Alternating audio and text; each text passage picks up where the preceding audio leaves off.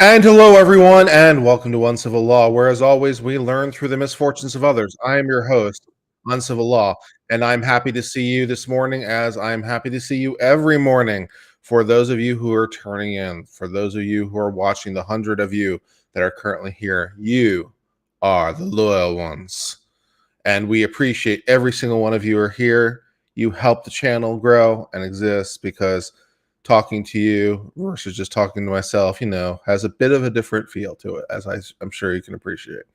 So I appreciate every one of you who are here. We are here with our continuing coverage of the Alex Murdaugh murder trial in the Palmetto State, the great state of South Carolina, my home for 20 years, a wonderful place to live, a culture that I love. The mustard barbecue kicks ass. Charleston is beautiful. Rainbow Row is very pretty. Hilton Head Island, a little overrated in my opinion, but Kiowa Island, Edisto Island, Beaufort, the tourist trap that is Myrtle Beach with the mini golf, so much mini golf, a unholy amount of mini golf, Greenville, the Tech Corridor, the mountains, Appalachian Hills, Richland County, Columbia, the state capital, a state with a rich and wonderful history. And today we are dealing with the murder of Alex Murdaugh in our continuing coverage. This morning we're going to be doing more of, can we admit evidence relating to motive, which is part of the problem, is it really valid motive evidence at all? And that's one of the things the judge has to determine, and it is a judgment call.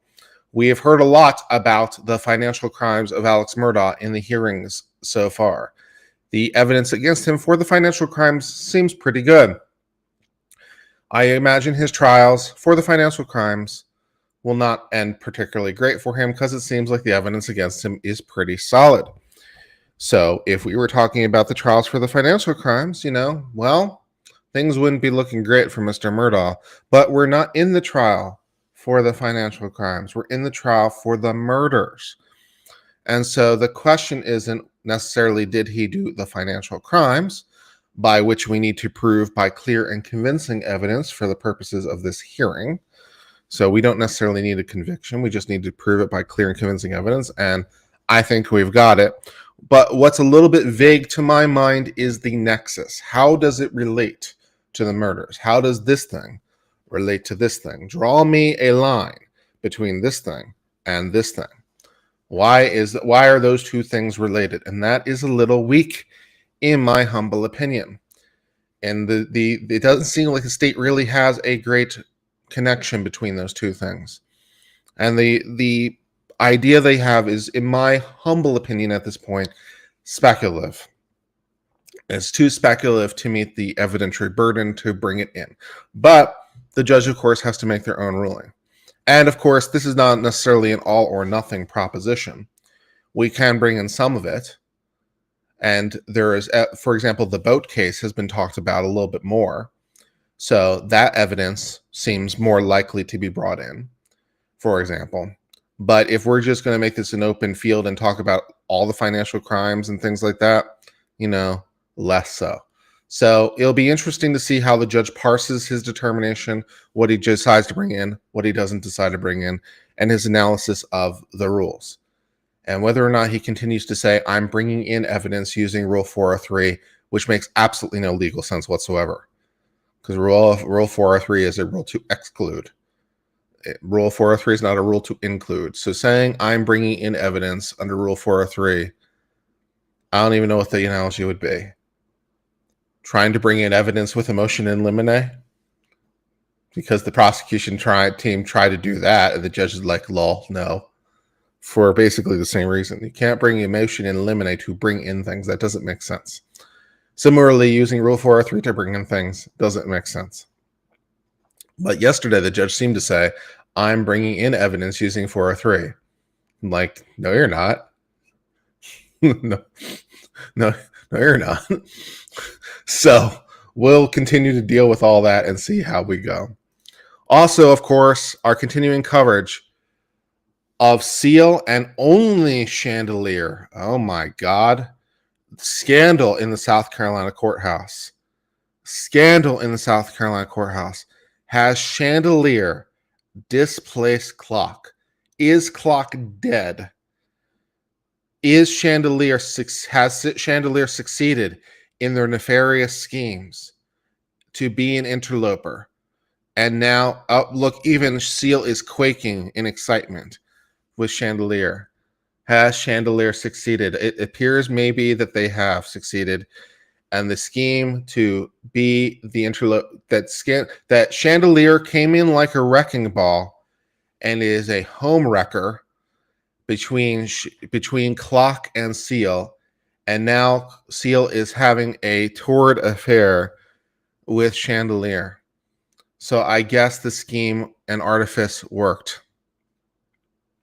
It is all developed. Some real. This will be the talk of the Lowcountry, I am quite sure, for some time in this nefarious affair that's having things. So good times. I don't know what Clock is doing. Clock may be dead. Yeah.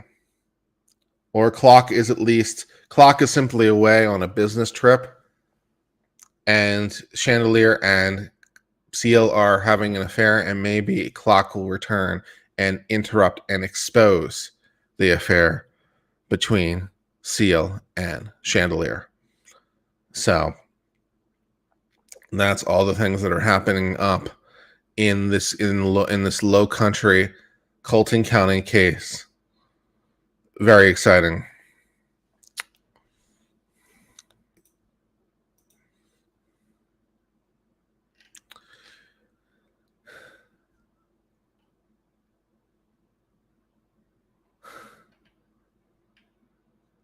Bella says that time was up for Clock. May well be. Girl Scout says the Clock was too handsy. That could be too, although to be fair, while Chandelier doesn't strictly speaking have hands, it does have 6 arms. So I would think that would be a worse problem, but maybe the hands is the real problem, not the arms. Clock is off hiring chicken.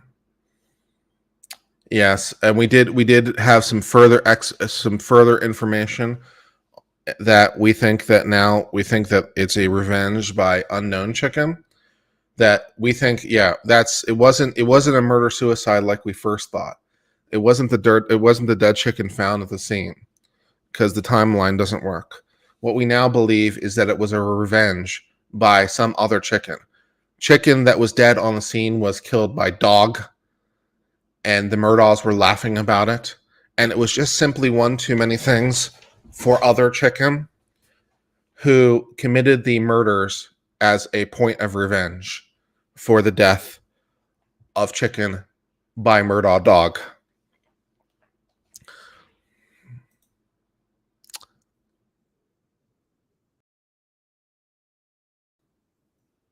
Would you like to have some? That is the wrong audio source. Let me try a different audio source.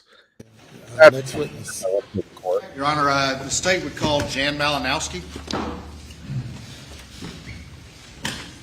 When you want to turn on the court volume, it would help a lot if you turned on the right audio window on Civil. You're a professional.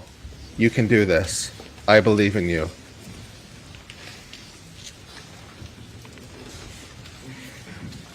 By the way, for those of you who have not yet done so, could I kindly please ask you to retweet the pinned comment, perhaps adding a few words.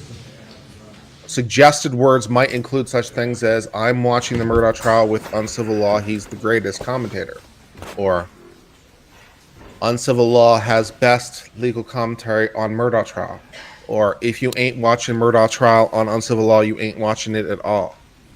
Or something along those lines. If you could retweet with some, some suitable, maybe some hashtags wouldn't go out of the way. Hashtag South Carolina, or hashtag Murdaugh, State your or name again for the record. hashtag Your last name. LawTube, or you know the drill. Jan Malinowski. Mr. Malinowski, how you doing today?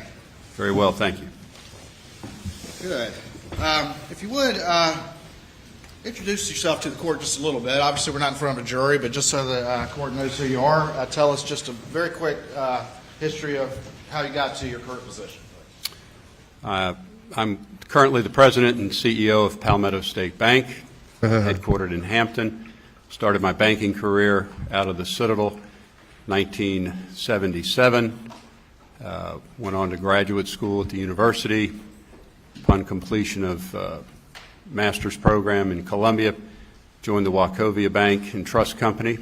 Palmetto State Bank is a huge part of this story. From there, it was their went to former Barnett president Bank or in former Miami, VP Florida, was involved in a conspiracy and with subsequently, Murdaugh. Traveled Europe with So Barnett. Palmetto State Bank is a major moved to player in First this Union financial National crime Bank in story. Savannah So for a that's brief why I period of chuckled when time. he said on the current And then in CEO of Palmetto February State of Bank. I'm like, okay. 1991, joined He's got some Palmetto stories to State tell. Bank. And currently you serve as the CEO, is that right? That's correct. And how long have you been the CEO? Since August of last year. August of 2021? Yes, sir.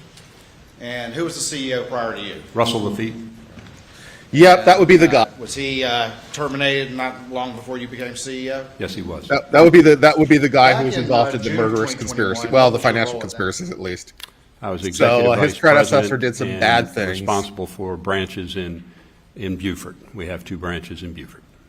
And were you also a member of the board of directors of the Palmetto State Bank? At that time, yes. And you mentioned that you were in charge of some branches in Beaufort. Could you explain just a little bit to the court about sort of how it operated then with the branches in Beaufort and the branches perhaps in Hampton or elsewhere, please? Yes, sir. At the time, we were about a $700 million asset bank. We have 7 branches, operated somewhat decentralized. I was given responsibility in '91 for the 2 offices in Beaufort, as I said, one in Burton location and one on Ladies Island. Other officers of the bank would be responsible for the other branches, Hampton being the main office, and then with Allendale, Fairfax, Estill, and Bluffton. Right. You say y'all are a little bit decentralized. Is it fair to say that for the most part you were primarily responsible for the operations in Beaufort and someone else was primarily responsible for the operations in the Hampton area? Correct. And who was primarily responsible for the operations in the Hampton area? Russell Lafitte and his father, Charlie Lafitte. And when you say somewhat let me put on the, decentralized, closed caption obviously as there well. was a board of directors that looked at the institution as a whole. Yes. There we go. But in practice, there was kind of a deference to the local folks on scene, you being in Beaufort and the Lafitte's being in Hampton. Is that correct? Yes.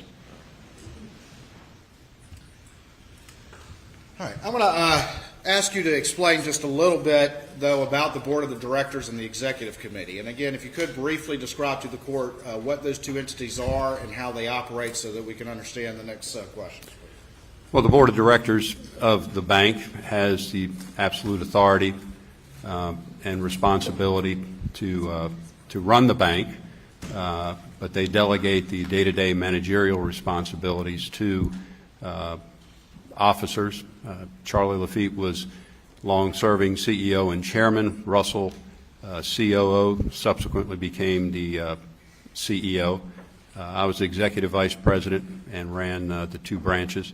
But board of directors would delegate as I said, the day-to-day control to the executive committee and certain senior officers. And when it came to authorizing loans, what was the role of the executive committee in authorizing certain loans? Was there a threshold, and how did that work? There is a threshold. The board of directors would authorize individual loan officer loan authorities on an annual basis, branch managers having a certain level of authority, and then executive officers having higher loan authority, and then organizationally, 2 executive officers could approve a single loan or up to X million dollars, and then once it got beyond the threshold for 2 executive officers, it would go on to the executive committee, which would review the loan request and either approve or deny any loan that exceeded $1.5 million. At the time, in June of 2021 or thereabouts, in that area of the year, were you the secretary of the executive committee? I was. All right, and I'm going to show you what's been marked as Exhibit 354. There is no pinned comment, is there? Well, I asked you to tweet the pinned comment. See It if you doesn't recognize exist, that does it? document. And, Your Honor, I have a copy for you. I provided one to the defense. Would you mind handing that to the judge for us? Is that acceptable? Yes, sir. All right, do you recognize that document? I do. Tell me what that is, please. It's in the minutes of the executive committee of August 12th of 2021. All right. And a number of topics were discussed, but primarily the relationship of Richard Alexander Alex Murdaugh and his total relationship with the bank. All right. And this is on August 12th, 2021? Correct. Can I get the elbow, please?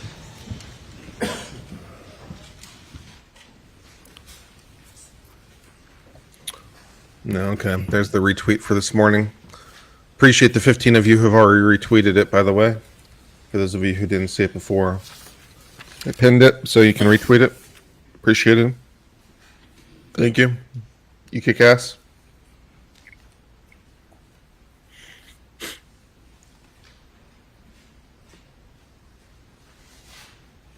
The jury isn't there this morning. The judge told the jury to not come until 11:30. So the jury isn't there for another 2 hours. They're at home, presumably sleeping, wondering All right, so what's these wrong are in the their minutes that you're lives. referring to, is that correct? That's correct.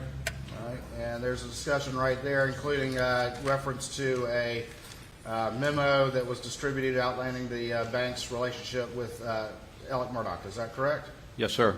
And there's a reference also to the total indebtedness that Alex Murdaugh had to the bank at that point in time. Yes, sir. As of the day of that memo that was presented to the executive committee, Mr. Murdaugh owed directly or indirectly $4.2 million. $4.2 million, is that correct? A lot of loan. All right.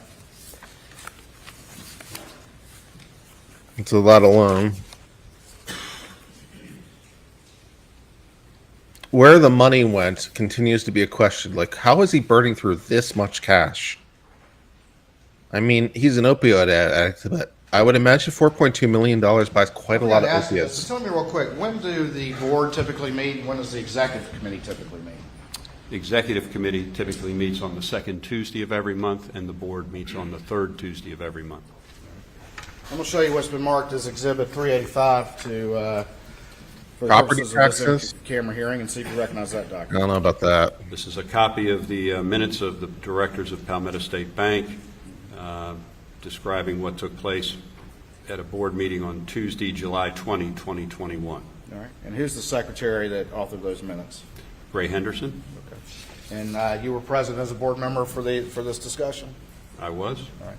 And what's the date again on that particular one? July 20, 2021. July 20, 2021. At that time, was there any discussion or any record of a discussion of any loan to Alex Murdaugh for $750,000? No, sir, there is not. All right.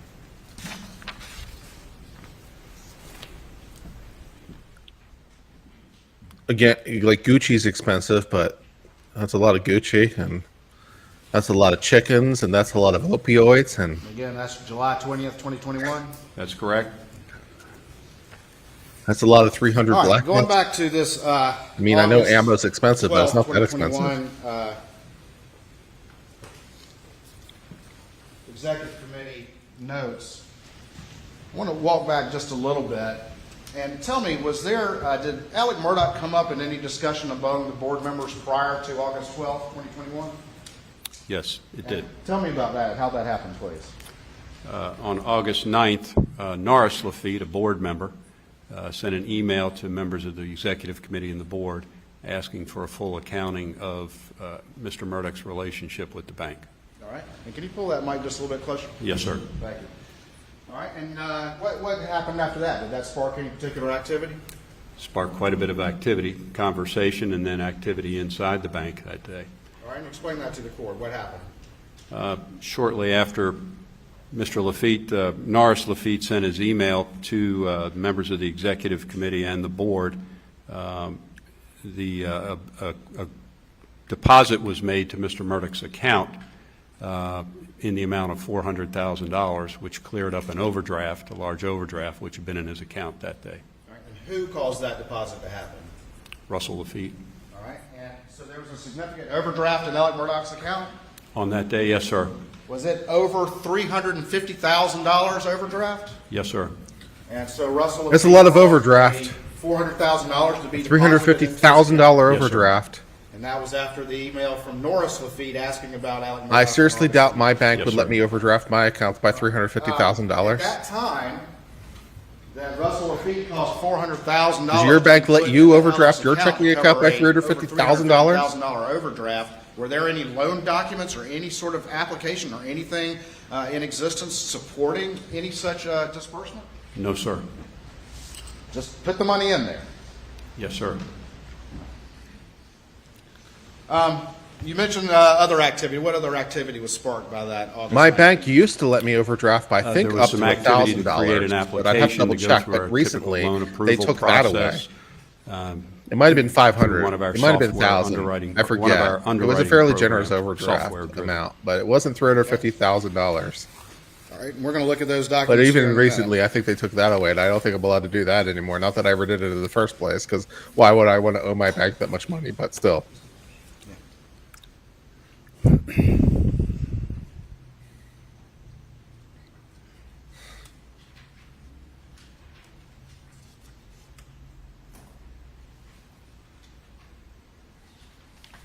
So you had an $1,800 overdraft.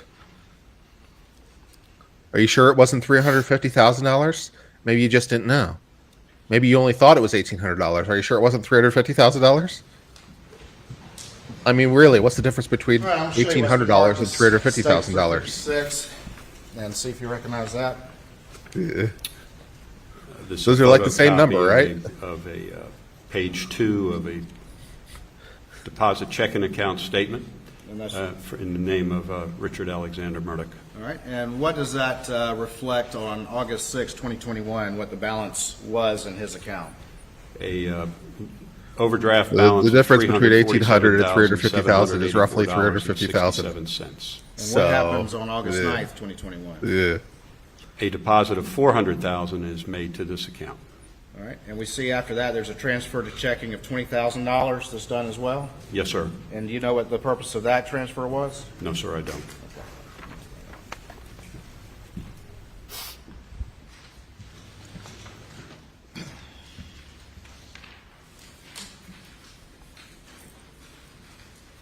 So right there, on August 6, 2021, Alex's account was negative $347,000. Is that correct? Yes, sir. Oh, it was Off the books, 347,000. Russell Oh, okay, that's a lot caused more understandable now. $400,000 to be Okay, put to his account. my questions have All been Yes, sir. answered. All right. I thought it was 350. It was only 347, guys. See, this is why you got to pay attention and shouldn't rush to judgment about things.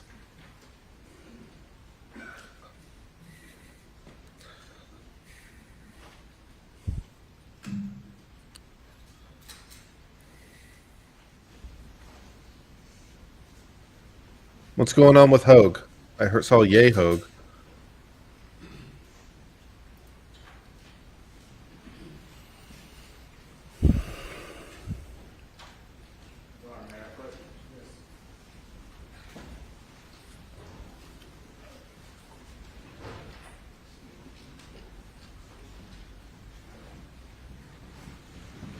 Is Hogue going home today? That'd be cool.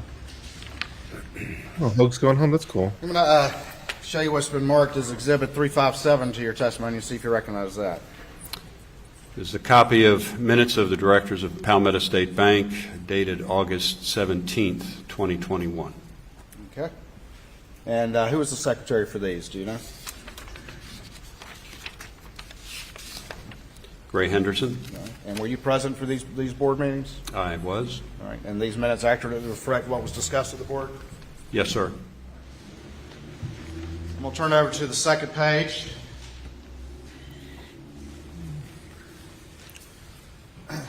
And was there a discussion at that time about, and again, this is on August 17th, 2021, was there a discussion about loans? Your to mortgage irregular bank let you go activity? negative 1,500 before There they filed was. foreclosure. All right.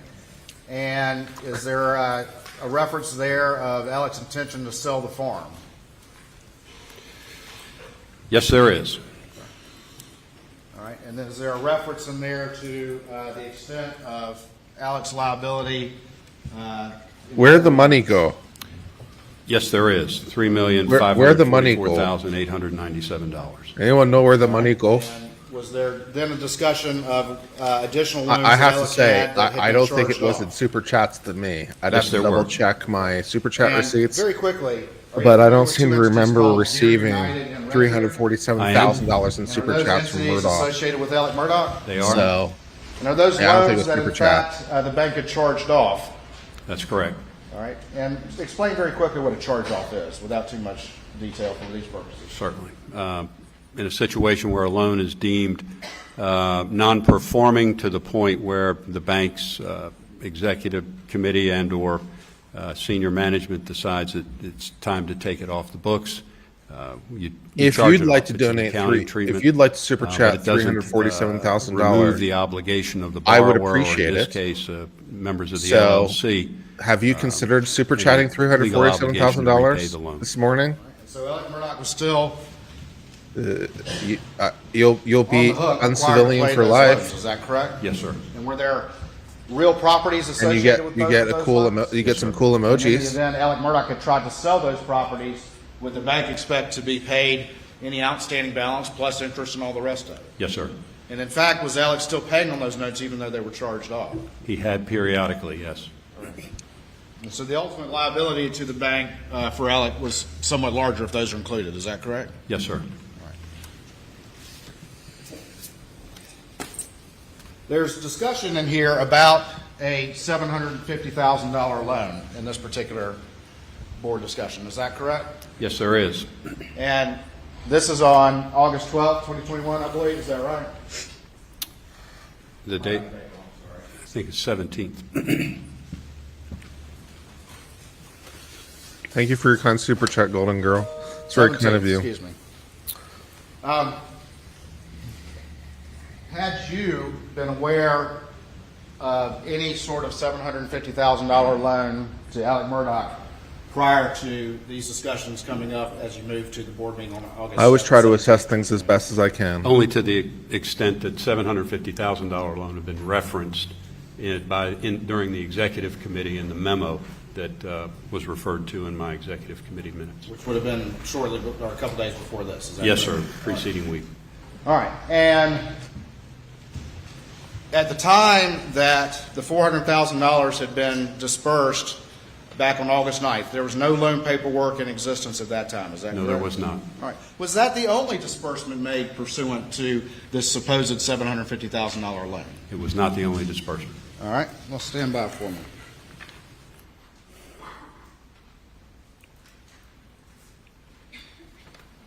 I wonder what other voices I can do other than that one voice we've Back been that using. game. I'm going to go in here and check what other voices we got. I'll show you what's been marked as States 358 and see if you recognize that. It's a wire request form on our standard documentation dated July 15, 2021. The Palmetto State's going to wire funds to South State Bank. The beneficiary of the wire is the Wilson Law Group, LLC, to their IOLTA account in the amount of $350,000. IOLTA is a lawyer's account for $350,000 to the Wilson Law client Group? funds. Yes, sir. It stands for And then what's the next page? in this interest only. Are the wiring instructions to the something, Wilson something, Law something. Group. And does it have contact information? The client trust account.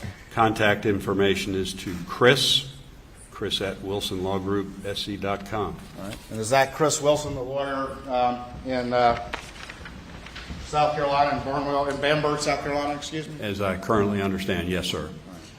This is on July 15th, 2021. Yes, sir.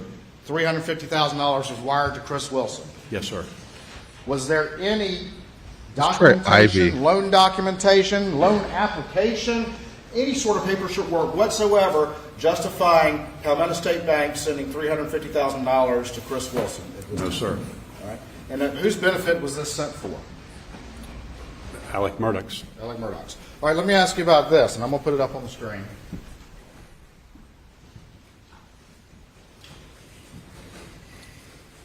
No one is sitting in the jury box at the moment. Why do you ask? And right now, there, it says sender information, and what does that say right there, please? Palmetto State Bank, LNOS. All right, and can you explain very quickly what LNOS is, what that is? Thank you, DJ It's an Farlow. account That's the kind bank of you. maintains. It's called Loans Not on System. Okay. And should that, should this wire have listed that as the sender? No. And explain that to the court, please.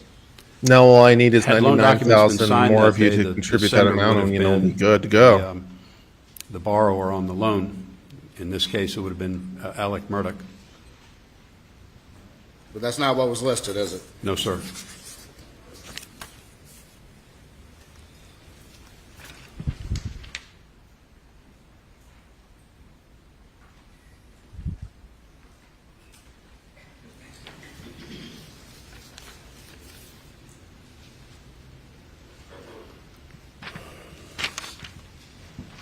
I'll show you what's been marked as 359 to your testimony and see if you recognize this document.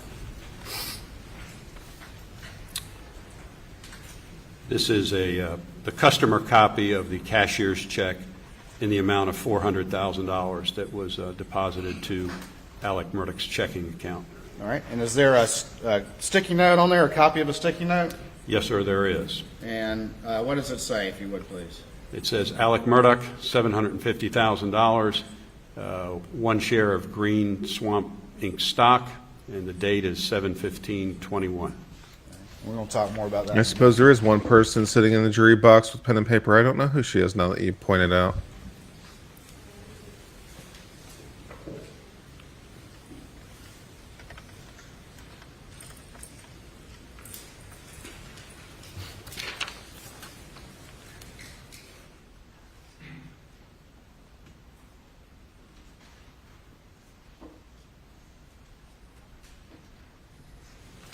We've got states 360 and 361.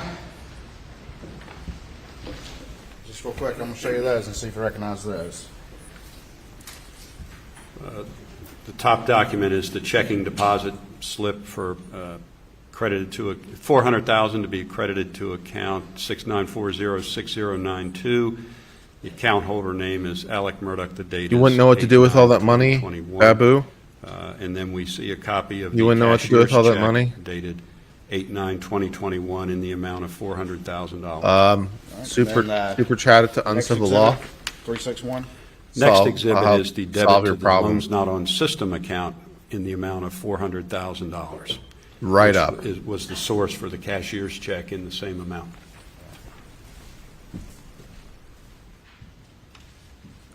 There's been a suspect arrested in the case of the two monkeys The date on stolen those from the again? Dallas Zoo. 8/9/2021. Okay. And that was the Well, same day that nice. North Lafitte sent an email to the board directors making an inquiry about the bank's relationship with Alex Murdaugh. That's correct. Just a couple more.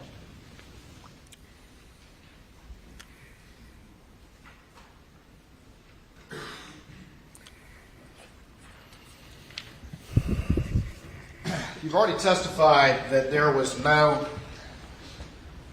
loan application or loan paperwork or anything like that supporting the bank disbursement already of a total of $750,000. Is that right? That's correct. And that was a wire in July 15th for $350,000 that went to Chris Wilson, correct? Yes, sir. And then a $400,000 disbursement on August 9th after Norris Lafitte sent his email to the board of directors Yes, sir. that covered a negative $347,000 overdraft in Alex's account. That's correct. A little bit extra for some walking around money, another $50K or so, correct? I can't answer that. All right. I'm going to show you what's been marked as it states 362 and see if you recognize that. This is a copy of a promissory note, commercial, single advance, loan number 6996048, in the amount of $750,750, note dated 7/15/2021. Just real quick, what's the $750 for? That's a note fee we charge. A note fee? Yes, sir. $750 for a $750,000 loan? Yes, sir. Is that typical? Possibly in the Hampton office, yes, sir. Okay. All right. Now, I'm going to let you hold that one for a second. Look at the back page and tell me, is that application signed? Yes, it is signed. And who is it purportedly signed by? Richard Alexander Murdaugh. And what is the date on that application? The date on the note is July 15, 2021. All right. And is that the same day as that wire to Chris Wilson? Yes, sir. Have you had a chance to examine that document and look at the records of the entity for which you're the chief executive officer? I have. Have you had a chance to look at the loan number? I have. And are those loan numbers sequentially generated by your system? They are. And in looking at that loan number, is there any way that document could have even been in existence in July of 2021? No, sir. And in fact, it had to have been generated after the August 9th email and after these disbursements. Is that correct? That's correct. I'll show you 363. Just give me 1 second while I put this on the screen.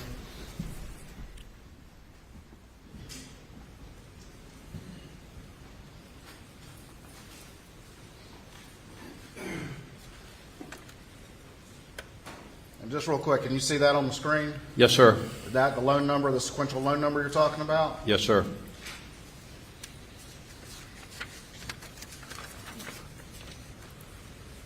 And then that's the signature and the date that you're talking about. That's correct.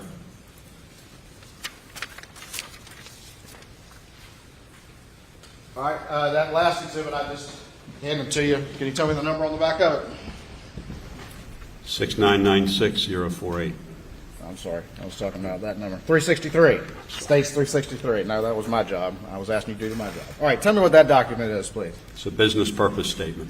All right, and It accompanied the loan, 6996048. what is the supposed purpose for the loan that's listed on that? Business expenses. Okay. Sure, that's a very detailed description. Business expenses. That's just very thorough. And again, this document's also dated Sure. 7/15/21. That's correct. But is this the kind of document that also would be generated along with the application that we just saw? It would in the note documentation system. Yes, sir. All right. The application that you said could not have existed in July of 2021. That's correct. Let me go back. We had a reference to the board minutes.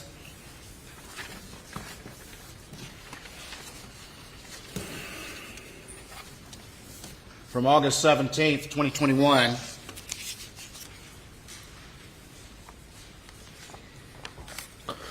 And there was some discussion of this particular loan at that board board meeting. Is that correct? Yes, there was. And there have been discussion at the executive committee meeting not a little bit. What is prior to Jeff's that. theory of the case? That's correct. What was your understanding at that time from those meetings, what the collateral was, supposedly, for this new $750,000 loan? There'd be a mortgage on Edisto Beach House and a share of Green Swamp stock. And is that the green swamp that was referred to on the sticky note that we saw earlier? Yes, sir. And what is your understanding, though, as things developed as to whether or not that collateral actually was able to be used for this particular loan? Certainly the second mortgage did not exist or was not placed on the property. The property was in the name of Mrs. Murdaugh. Okay. And what about the green swamp? Was that already collateralized? It was cross-collateralized. Someone asked me if I Am I knew what right in Jeff's theory of the thinking case this was. loan was So I asked heavily back, under that's And Jeff's if not, theory. where is it all at? Yes, sir. Doesn't make sense he did this to me yet. I don't know where the money's at. Love, you never change. That is a really, really good question. Thank you for your super chat.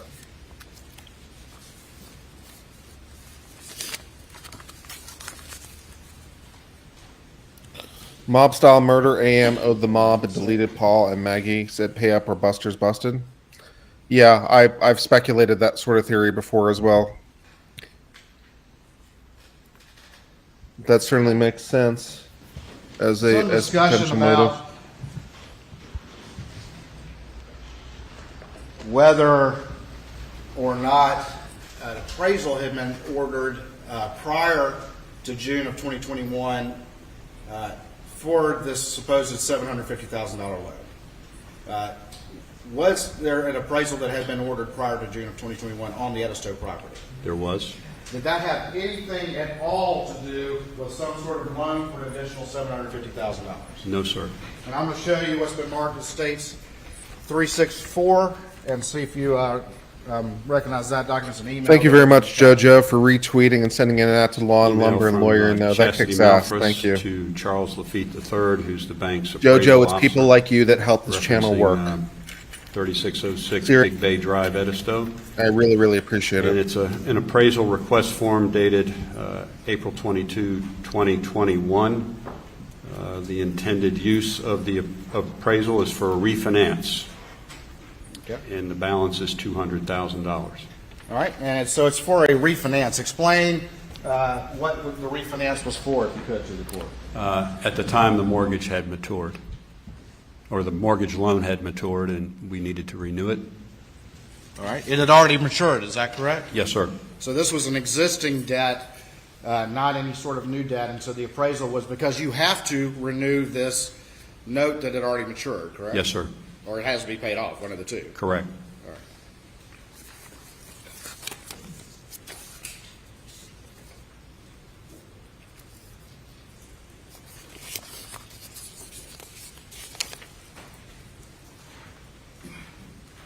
Right, can I approach? Yes.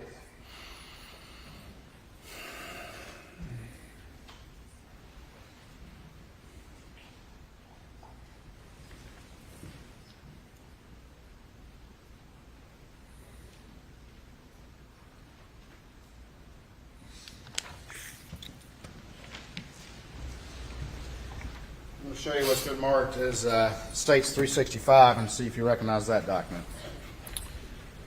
This was the memo summarizing, or this is a copy of the memo that summarizes the relationship of Alex Murdaugh with the bank. It was prepared and presented at the executive committee meeting. Okay.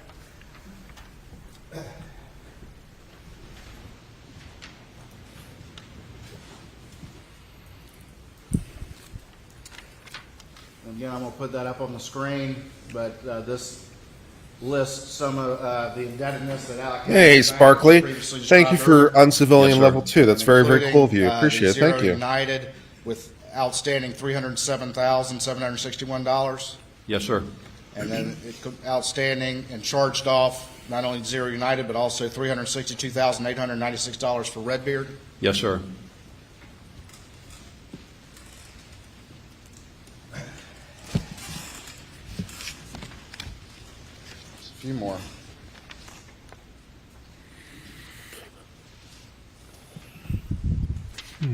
Excuse me. Still waking up a little bit this morning.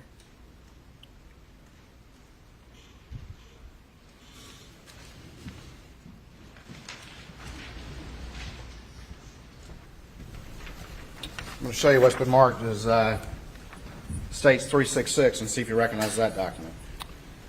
It's a document produced from our loan accounting system, and it Thank you, lists Christina. all the Appreciate notes, outstanding notes in the name of Alex Murdaugh, and also co-borrower with his father, Randolph Murdaugh III. All right, and that it lists the balances on those particular loans as of June 7th, 2021. That's correct. It does not include, though, the charged off loans, Zero United and Redbeard. Is that correct? That's correct.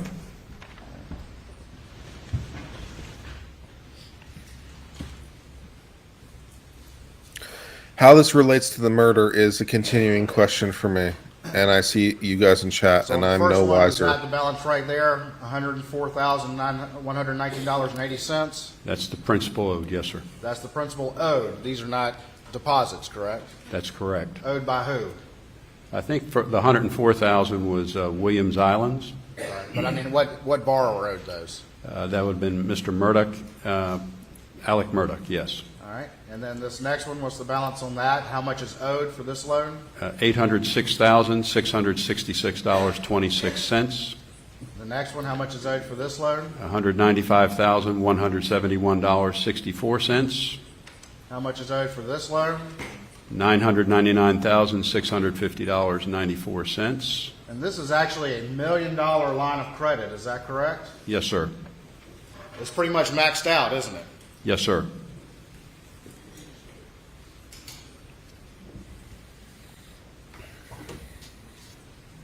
And then finally, this one right here, what's the balance on that? $91,368.90. Just a few more. Couldn't mean.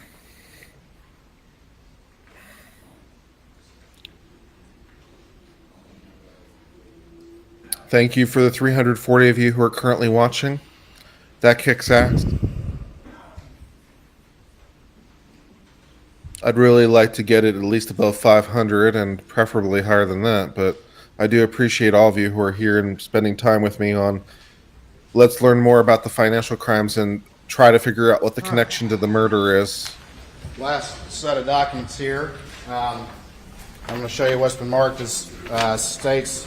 Stand by for me real quick. Peter and Andrew are not happy with this stuff coming in. They don't see the connection. Yep, I'm with the consensus. And Natalie, the lawyer chick, also, to my understanding, we've got a healthy contingent of the law tubes that are wondering, how does this relate to the murders?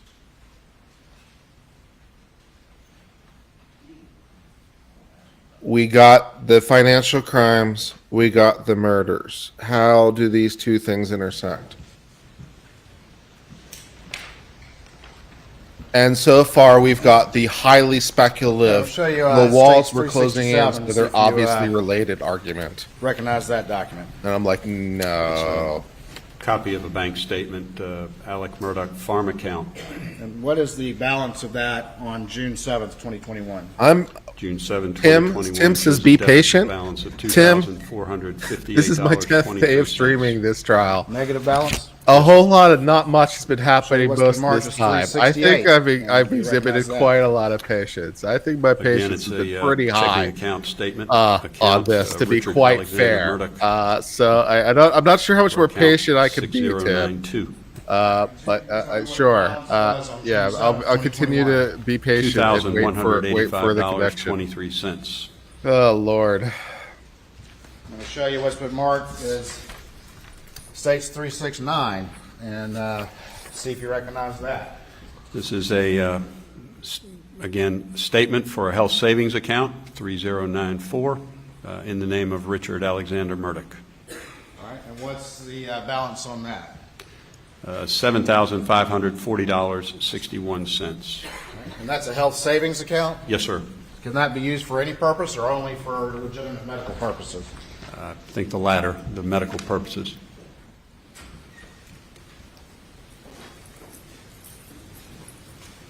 I'll show you what's been marked as states 370 and see if you recognize that. Paul's multi-million-dollar lawsuit doesn't go away with him being dead. That's not how that works. Again, a bank statement, copy of a bank statement in the name of Alex Murdaugh, account number 6649. Paul's estate inherits the liability from The Paul. balance on 6-7. So there's no reason to think the civil lawsuit would disappear. All right, and then finally 371, if you could. Thank you, Lily, for gift memberships. That kicks ass. This is a account statement, interest checking account in the name of Margaret Maggie Murdaugh and Alex Murdaugh. Aw, thank you, Babu, for your first ever number super chat. 5109. I appreciate that. That's very nice of you. And the balance on 6-7, $3,900.04.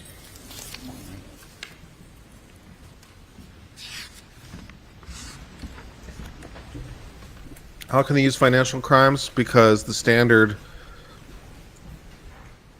is lesser for these purposes. Because if you required that proof, you'd wind up in a chicken and egg problem, right? Just have a couple more questions for you. You'd have to For have purposes a of this trial hearing, within at a least. trial, basically, and so the standard is a little bit lower for its use as other bad acts evidence. And you could wind up in a situation where you have two cases and they feed into each other, and you'd have to prove the one Fair to before say proving the that other, and proving the other, and proving the other, and so 2021 forth. and the months after the indebtedness So, yeah, the to standard Palmetto is- State Bank from the standard Alex is clear and Murdaugh was very, very convincing. large. Yes, sir. For these purposes. And it's fair to say it also had charged off loans in the past. Is that correct? Yes, sir. My If it had grandmother- come out this is at my any first particular super time chat ever. from, let's say, I feel like an adult 2010 now. on, Loving your up to channel, June Kurt. 2021, or at any time, Thank you. that Alex Murdaugh had been stealing money from his partners or stealing money from his clients, would this bank have continued to loan him money? No, sir. Nothing further at this time, Your Honor. By the defense. I don't. Just to be clear, Mr. Malinowski, on June 7th, 2021, Mr. Murdaugh was not overdrawn at Palmetto State Bank, correct? No, well, June 7, Yes, sir. do you have his bank statement? Well, we just went through them. Right. Well, there was one statement, the farm account was minus $2,045. There was another account that was plus $2,185, according to Exhibit 368. His health savings account, Exhibit 369, had $7,540. Exhibit 370 had a positive balance of $62,000 and some change. And then Maggie's account, Exhibit 371, had $3,904. Yes, sir. So there's one account that was Overdrawn. for $2,000, but positive balances in all the other. Yes, sir. And Alex Murdaugh had been a customer of Palmetto State Bank for many, many years. Is that correct? That's correct. And had he ever been denied a request from Palmetto State Bank for a line of credit or a loan up until September of 2021? To my knowledge, no. And in July of 2021, apparently he got a Thanks, Rainbow. That's encouraging. $750,000 loan that was approved according to The volcano may blow. The, The volcano may documents here blow by if we get to the three end. members of the there's no board of payoff. directors. Do you remember that? All right.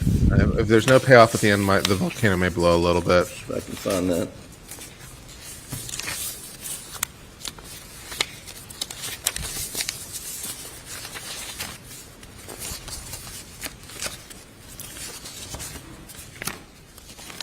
Why the fuck did you make me listen to all that bullshit? What does this have to do with anything? I sat patiently waiting for 3 weeks, and this is the best. Why did I listen to this bullshit? There it is. Stop laughing, stop yelling at me, Uncivil. I'm not gonna stop yelling at you. Why listen to this for 3 weeks? Has Can you nothing see to the do with highlighted anything. language here? Why'd you make me do I can see that? the highlighted language. Yes, sir. Yes, sir. And this is from. Let's be sure we know what we're talking about. Minutes of the Board of Directors meeting, August 17th, 2021. Is that correct? Yes, sir. And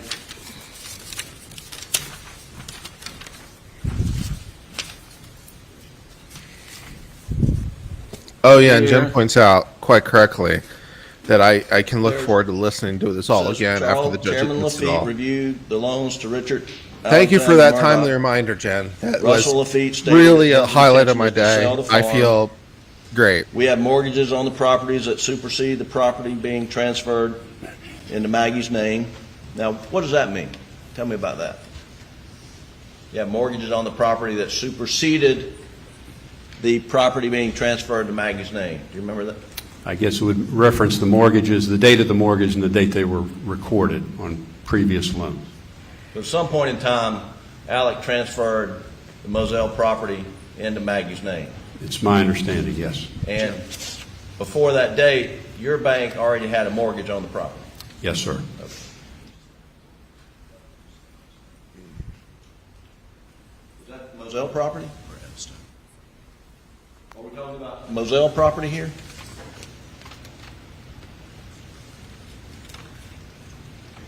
If you're referring to the farm, I'm assuming he's referring to Moselle. Yes, sir. Okay.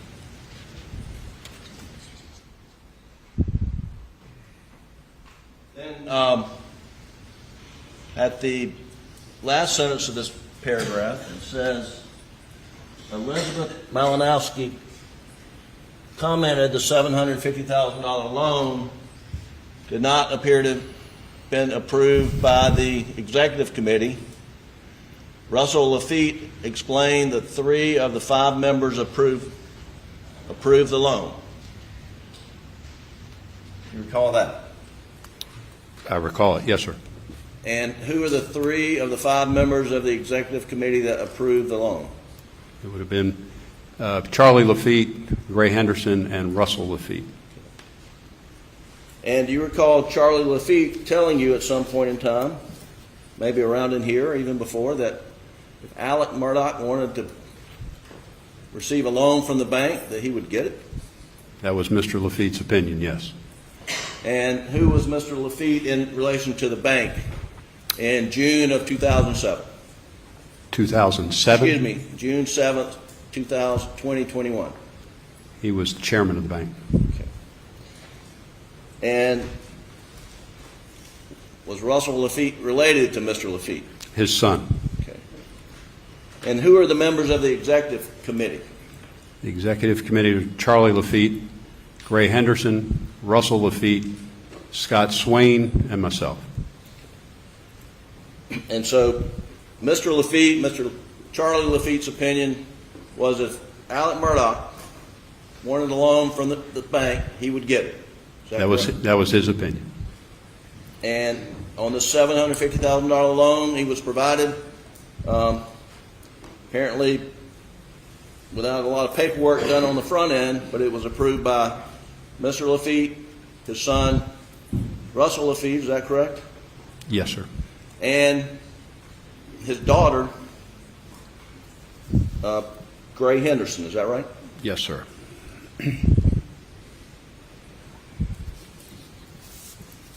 Okay. Father, son, and daughter are 3 members of the executive committee. I'm thinking that, yeah, when And you mentioned when that there was some Pete said, yeah, I think if he wants a in loan, June he's of going to get a loan. 2021. There was some He was probably correct. $4.2 I think million. he thought that those or votes were something pretty outstanding. reliable. I don't have the exact number, but maybe we can find that. Do you know how much was secured and unsecured when you reviewed the indebtedness? Do you have a document I can refer to? I'm trying to find it. Hang on.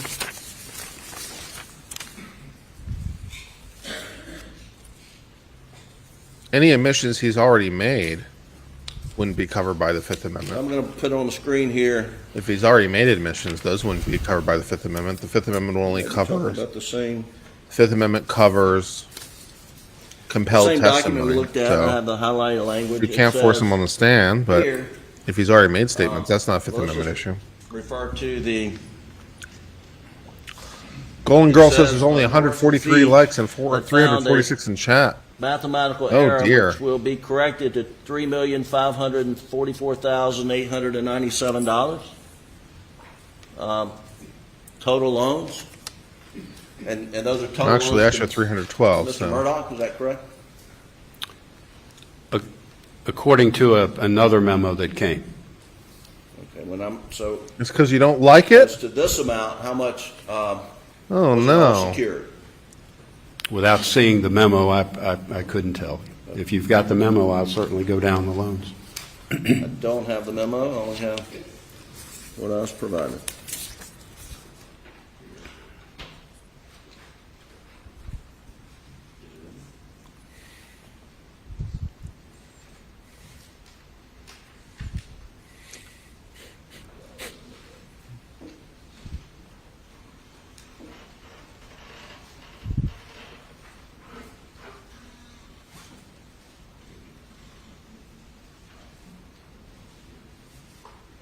Well, in answer to your question, Bentley, Lafitte was involved in the conspiracy.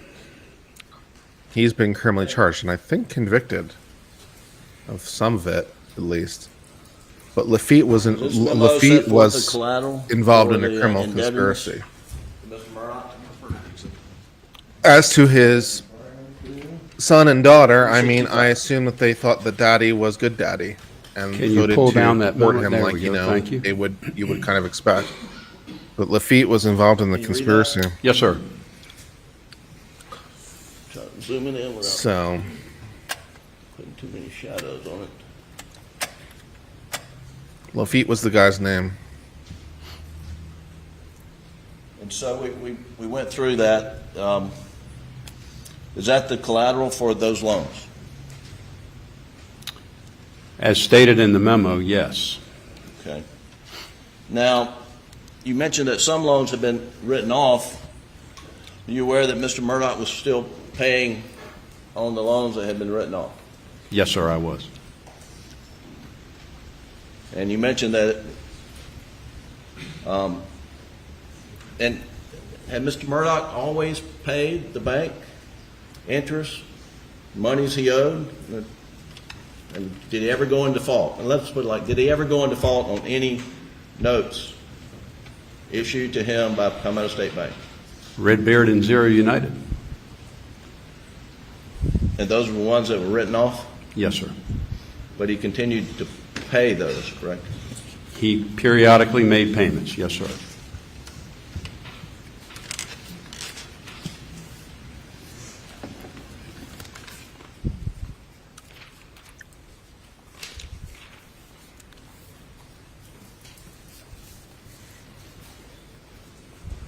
Are you aware that on the day Maggie Murdaugh was murdered sometime the night of June the 7th, are you aware that she was scheduled to meet your appraiser at Edisto on June the 8th? No, sir.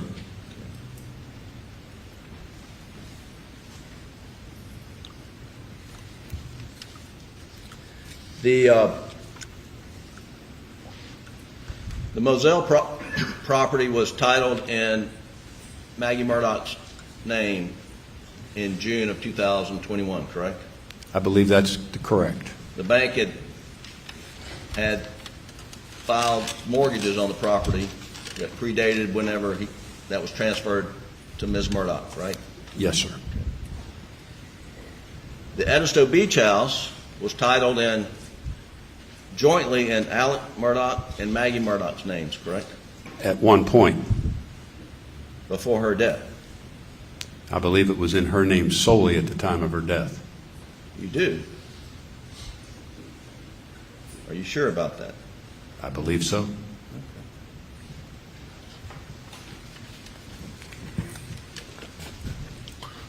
Are you What sure, information are you Counselor? relying upon to say that? Looking at the Colleton County deed records.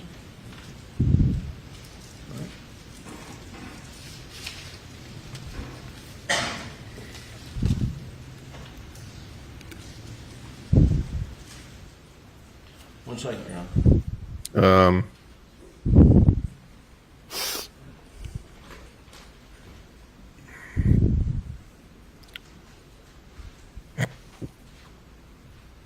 Are you right or he's right? Undergo routine FDIC audits, Palmetto State Bank? Yes, sir. And had I think Mr. the witness is right. Murdaugh's I think the witness was right. relationship with the bank ever been flagged Oopsies. in any audit? Oopsie doopsies. Conducted by the FDIC or their contract? Sure about that? Let me check. Oh, he's right. To my knowledge, no. Moving on. Yeah. I've done that once before. It's awkward. Been there. Questions I have, Your Honor?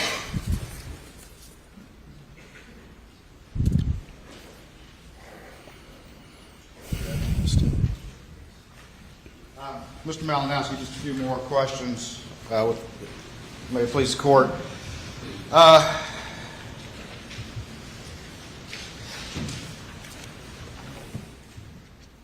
Get that 365 back that we were just looking at.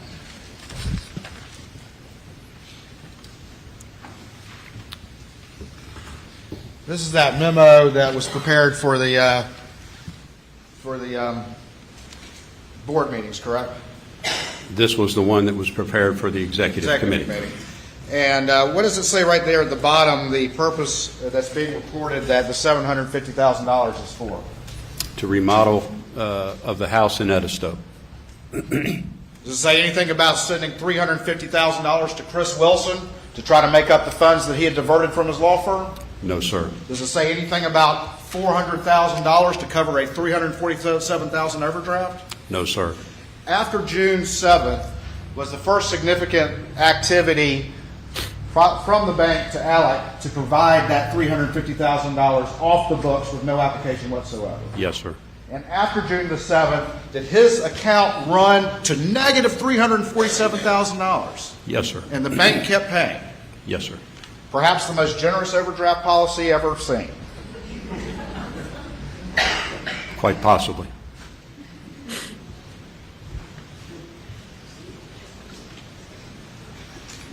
You were asked a little bit about Zero United and Redbeard, which are up on the screen. The bank did not foreclose on those properties, is that correct? That is correct. So Alex Murdaugh still owned those properties, correct? He and partners, yes, sir. All right, but if he were to try to sell them, could he have sold them without having to account to the bank? He would have had to pay back the monies he had borrowed from the bank.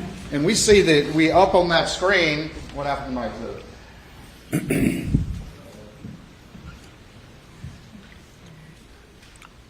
Back in 365.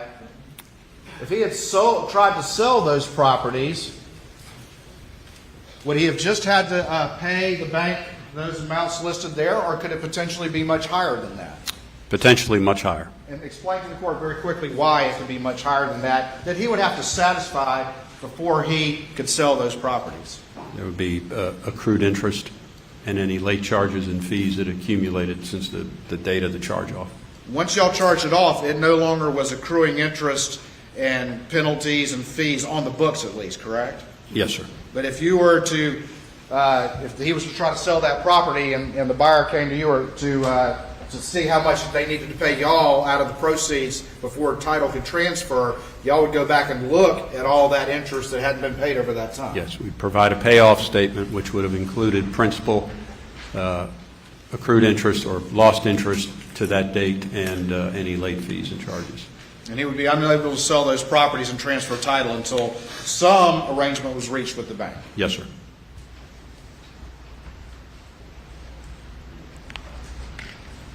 We just,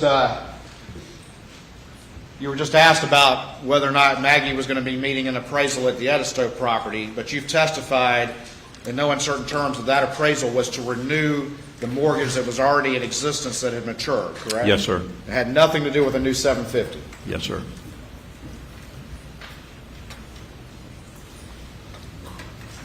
We just talked about the negative $347,000 overdraft policy, correct? Yes, sir. In 2 months, his account went to negative $347,000. Yes, sir.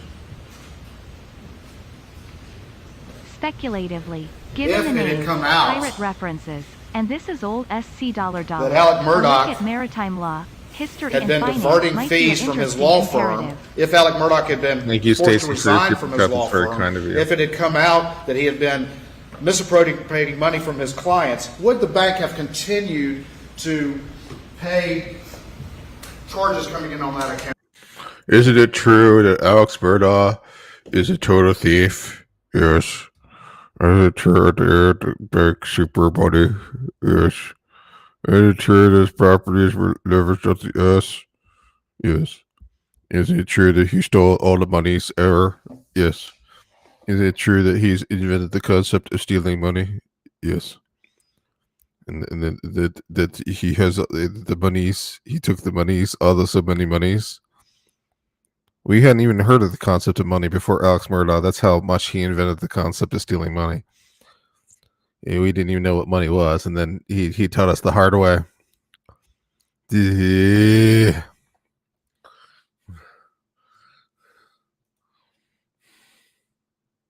You may step down. Thank you. Oh, thank God.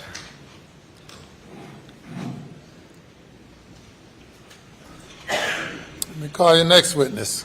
Thank you, Your Honor. We'll stand just a moment while that next witness is coming.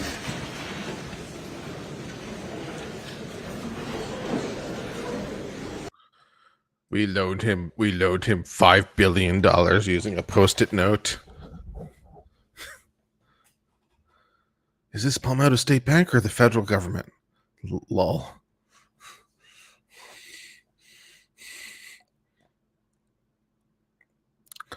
We wrote up a check for $7 trillion. And why did he say they need the money? Shrimp and grits. $7 trillion for shrimp and grits? It's really good shrimp and grits. Did you try the shrimp and grits? No, I couldn't afford it.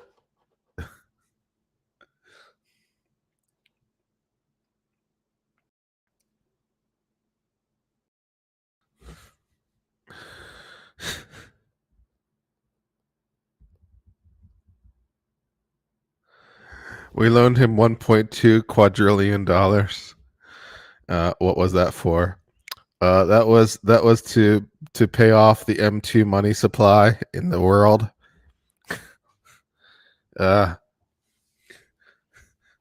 We did it on a handshake. He promised it. He pledged grits as security.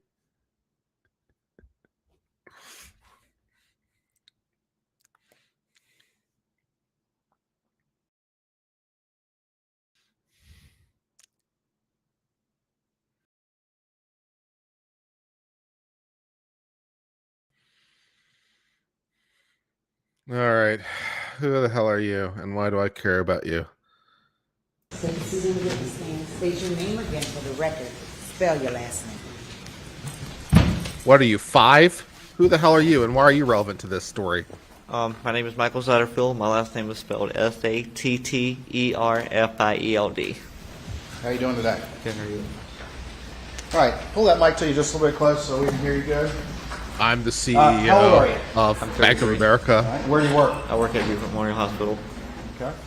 And where'd you grow up? in Hampton.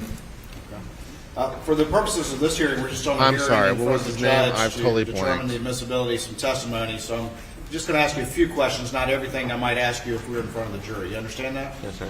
Okay. Speak up for us because the court reporter and everybody needs to hear you. Who was your mother? Gloria Satterfield. Gloria Satterfield? Yes. And is Gloria still with us? She's not. And when did she pass? February 26, 2018. 2018? Yes, sir. And who did she work for when she passed? Alex and Maggie Murdaugh. Okay. And do you know Alex Murdaugh? I do. Do you see him here in the courtroom today? I do. Can you point him out? Yes, right there. Your Honor, can the record reflect he's identified the defendant? I mean, say camera. Yeah, where is he? Where is he?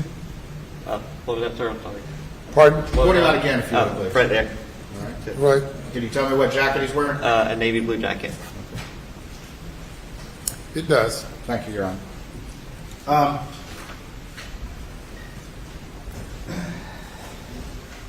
How long did your mom, roughly, how long did she work for Alec? Do you know? I had to take an estimated guess, 20-something years, maybe, give and take. I don't know that years. Okay. And slide up just a little bit more. You can talk right into that mic. There you go. Just a little bit. You need to get up on the mic so we can hear you. All right. What did your mom do for Alec? She was their housekeeper. She babysat for them. She cleaned their house, and kind of anything else they kind of need. Okay. And she had been doing that for a long time? Yes. During the course of that, you got to know Alec and his family to some extent as well? Yes.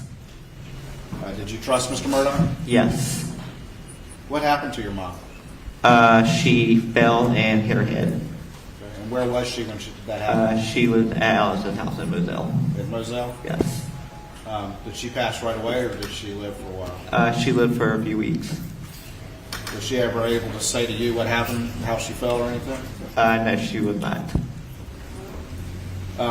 After she passed, did you have any conversation with Alec about what to do about it?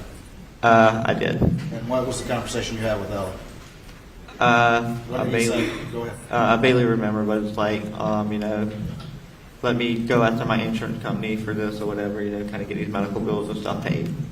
Okay. So he said he was going to go after his insurance company Yes. and get medical bills for your mom paid? Yes. Did he say he might get any of that money for you and your brother? Yes. Did he say how much that might be? No. Ultimately, was there a lawsuit filed? Yes. Right. And who did you consider your lawyer was in all of this? Alex. At some point in time, did he bring another lawyer in? Yes. And what did he tell you about that? He said, if I understood it correctly, I can't do it myself because conflict of interest. I'm going to send you to my buddy, Corey Fleming. Corey Fleming? Yes. Did he tell you anything about his relationship with Corey Fleming other than they were buddies? Can you repeat the question? I'm sorry, I didn't hear you. Did he tell you anything more about his relationship with Corey Fleming? No. After he brought in Corey Fleming, were you still communicating directly with Alec about the case? Yes. Who did you think your lawyer was? Alex. The whole time? Yes. Did he ever bring in a person, or did they ever bring in a person by the name of Chad? Yes. And you remember Chad's last name? Westendorf. Okay. And what did they tell you about Chad? That he should be my PR. Your PR? Yes. Did you ever meet with Chad? Yes. Did you meet with him a lot, or just? One time I can think of. Alec told you that he was going after his insurance company. Did he say how much that insurance was? One of them that I know of was like $500,000, and that's the only one. That's the only one he told you about? Yes. Did he ever tell you that there was also an umbrella policy worth upwards of $5 million? No. Never mentioned that to you, did he? No.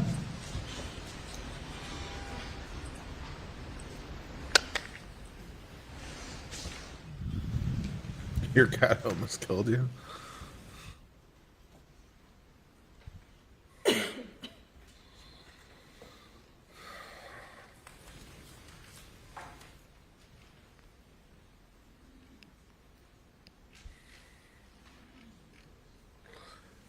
Now, this is interesting because this could be very prejudicial to the trial. Of course, indulge us 1 moment. If you in this trial imply that Alex Murdaugh is the murderer of his housekeeper, which is not like a completely invalid idea, but it's conjecture for the purposes of this trial. Dude, man, this could get dangerous for the state. I'll show you what's been marked as States 372 to your testimony, and just have you take a look at that. And do you recognize that document? Yes. And tell me what that is.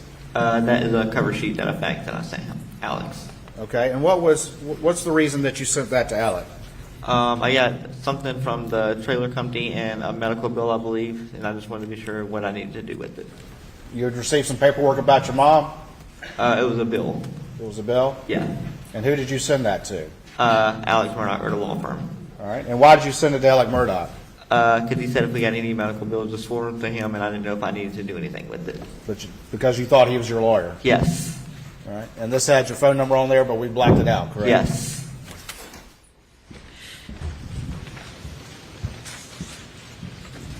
Yeah, well, we'll see.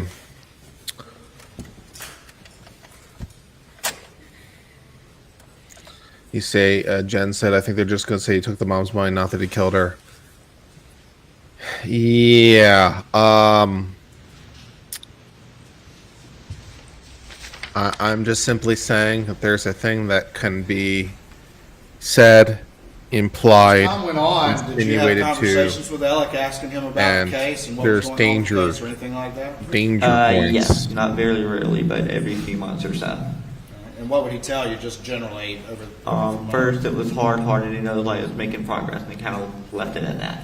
He said it was hard, but they were making progress? Yes. Did he tell you anything about whether or not you and your brother were to get any money?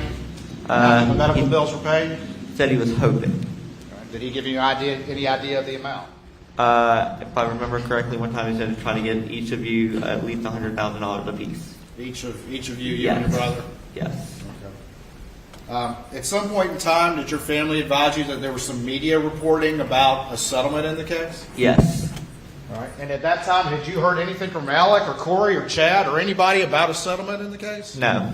All right. And what, if anything, did you do after your family? Did they ask you to do anything? Yeah, they said you might want to kind of follow up on it and kind of see. And did you make a phone call to Alec? Yes. All right. And what month was that in? I believe the last time I talked to him was in June of 21. June of 21? Yes. Around the time of the murders? Yes. And what did you ask him?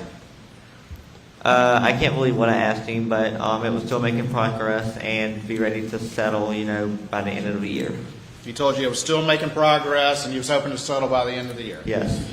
Did he tell you that they had already gotten a settlement for $500,000 and $5,000? No. Did he tell you that they had already gotten a settlement for $3.8 million? No. Had he ever told you that there was an umbrella policy for $5 million? No. Did he ever mention to you anything about Forge? No. Did he mention anything to you about structuring any settlement? No. Did you give him permission to steal your money? No.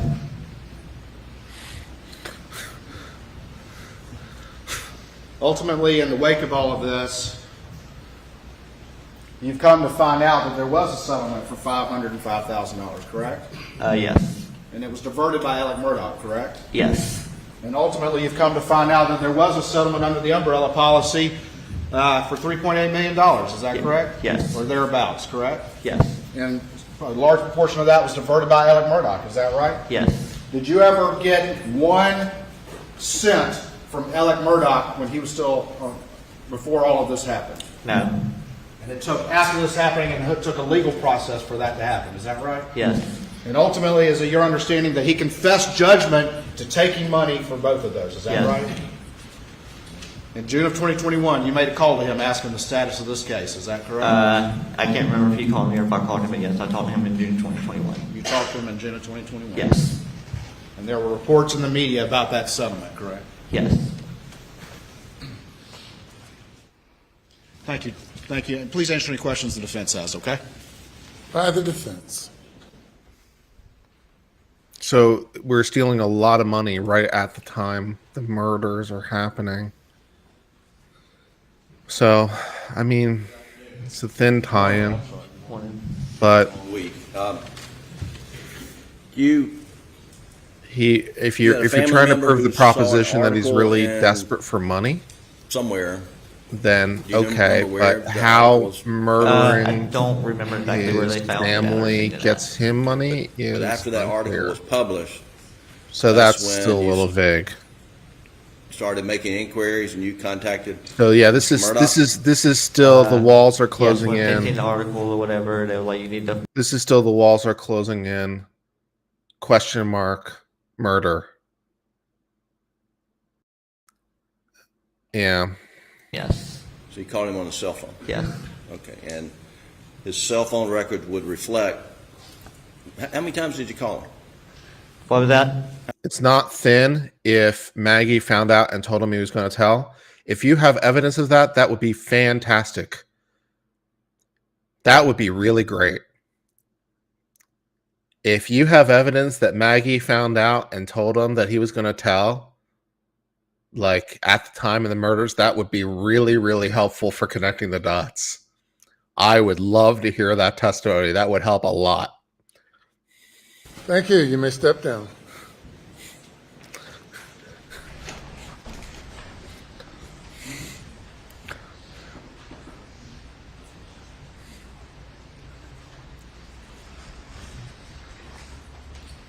Next witness.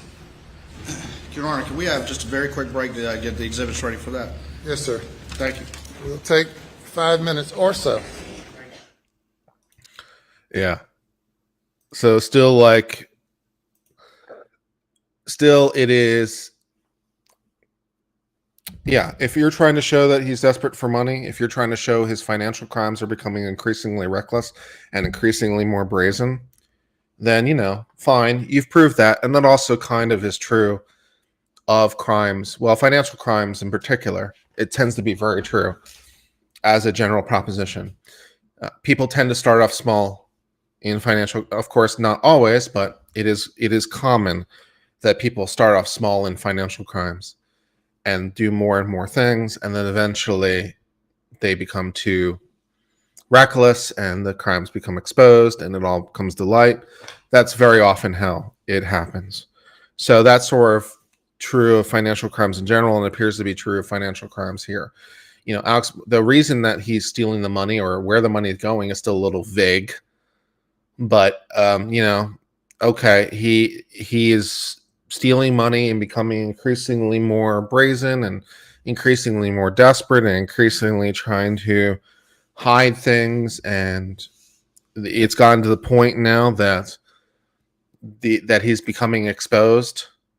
Right, the $792,000 check seems to be the thing that is the straw that finally breaks the camel's back, and that seems to be so that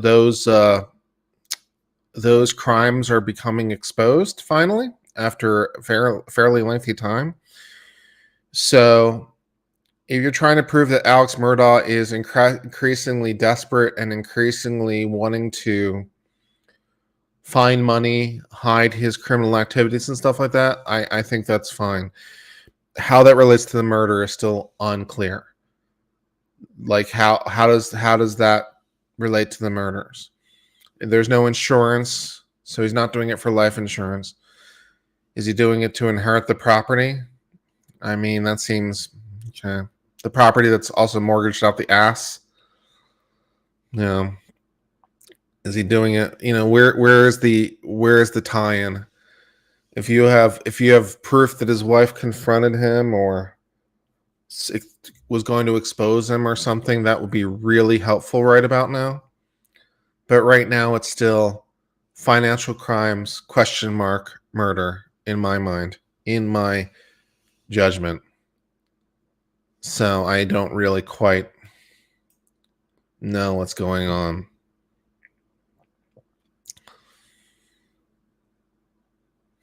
So that's what I think about all that stuff. Clock has made a return.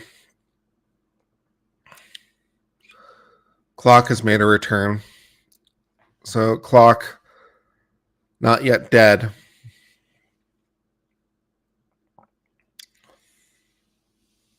And if he's going to kill his family, then why is Buster still alive? Is a really good question. So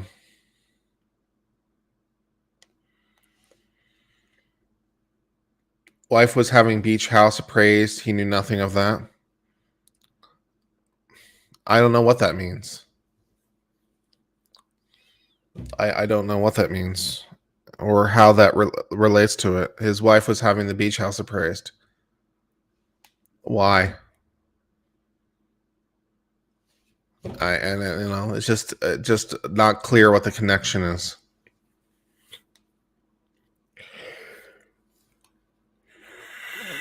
Clock looks like it's the right time. Buster was about to get back into law school. I'm not sure about that.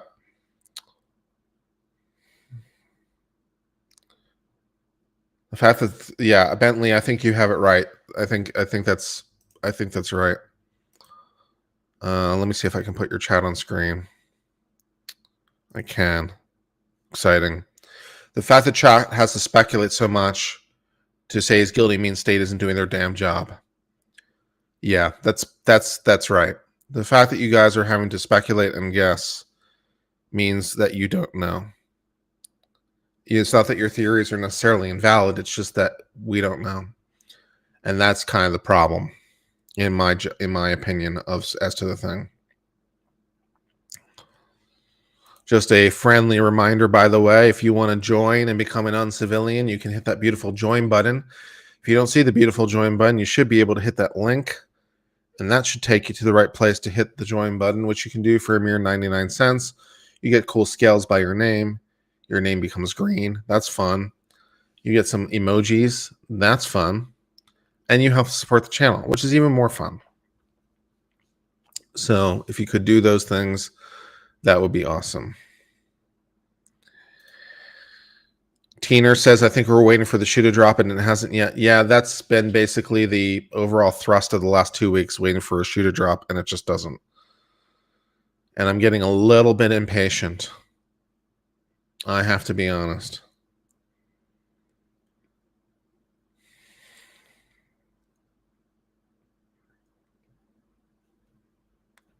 The poll is hiding the join link. Well, we can end that poll real fast.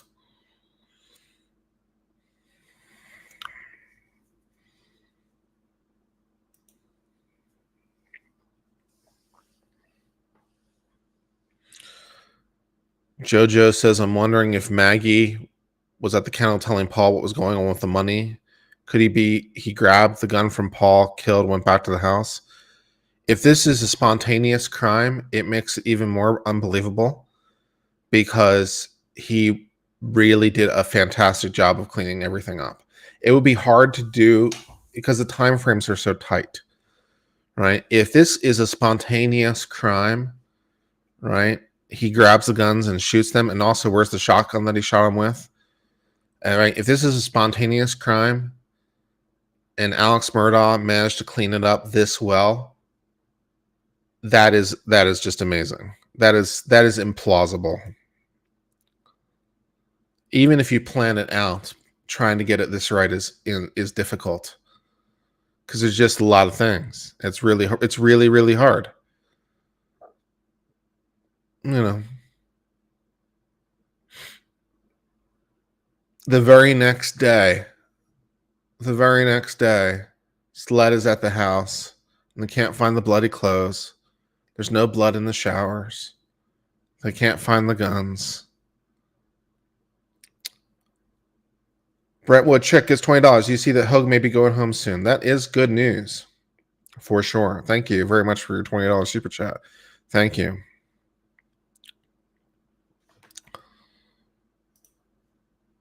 If they are charging him for hiring someone else to kill his family, sure, but the timeline's way too tight. Yeah, and apparently they don't have any evidence of him hiring someone, so they can't charge evidence of something they don't have. So, yeah. Zoe also points out they checked all the bathtubs and there were no guns in any of them. No guns or ammunition in any of the bathtubs or showers. What kind of Southerner is he? What kind of Southerner is he? I have 5 guns in my shower. And that's only because I'm poor. And I can only afford 5 guns. Did you see that Hogue may be going home soon? Yay. I mean, I'd like to have more, but I'm poor. I can only afford 5 guns in my showers. And he has no guns or ammo in his showers? Disgraceful.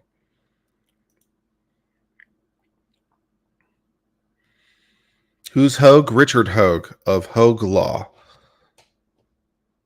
who had a stroke just before Christmas, and a friend of LawTube's, and he seems to be okay as far as such things go. He seems to be okay for a person who just had a stroke. So things are looking optimistic as far as I can tell.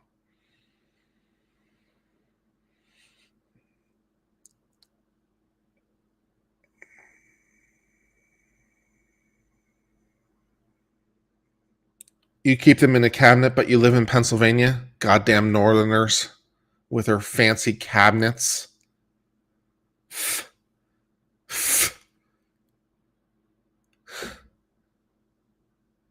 Goddamn Northerners.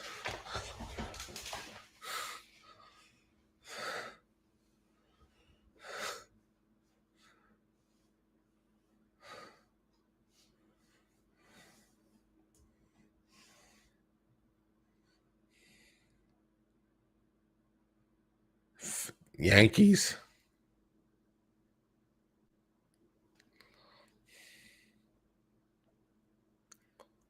Is Kentucky north or south? South.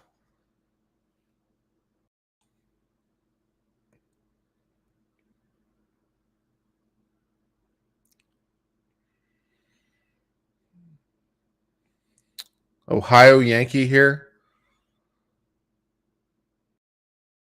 Kentucky is hills. Hillbillies? That's, a little bit more West Virginia, though. They did not ask for the death penalty. This is not a death penalty case.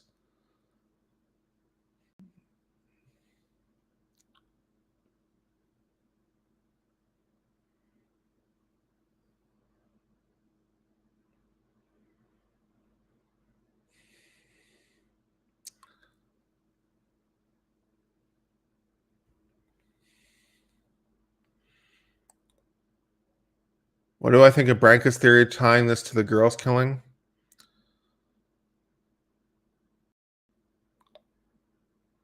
What is Branca's theory tying it to the girls' killing?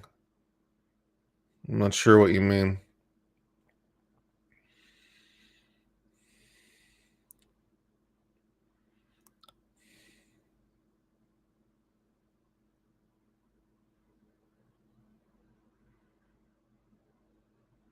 Retribution. I've speculated that theory too. I've speculated that theory. It's definitely one of my three candidates of possibilities that I've speculated. Retribution for the girls killing. One of the many people he stole money from, or some unsavory people who did it out of revenge or not being paid or as a warning or something like that, right? So if you're speculating other people who did it, those are the three categories of people I've considered. So Branca appears to share one of my three ideas I've openly talked about. Can a person commit a crime and hand their weapons to their lawyer? I mean, I suppose they can. It's just not privileged. So I wouldn't accept it because I'd have to turn it over, and I really don't want to. Also, I don't really want possession of the murder weapon, right? I'd have to turn it over right away because I can't be in possession of it because it's evidence. So I'd have to call the police and be like, I've got this gun that, was used in the murder. Please come pick it up. So yeah. So please don't do that. Please don't give me the bloody knife. I don't want the bloody knife or the gun because I can't. Yeah.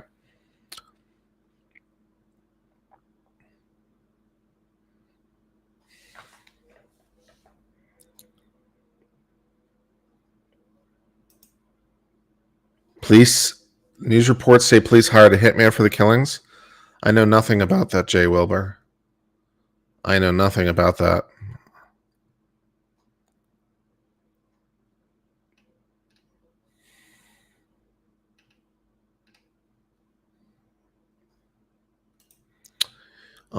Bentley says there's so many good theories on who could have killed him. They don't have the evidence. It was Alex.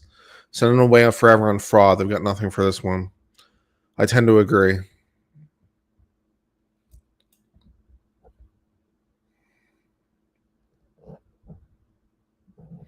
Just a quick reminder to the 400 of you who are here since we're on a break. Now would be a good time to share again on social media. It's not share early, share often. So now would be a good time to share again since we're sitting here on a break. Are you a member of some sort of chat room or Discord or something? You could share it there, for example. Maybe that would be helpful. Or you could share it on Twitter or Facebook, or you could share it on a group chat or something, or whatever. That would be good. Sharing, helping to get people here, helping to get people to watch the channel. That would be helpful.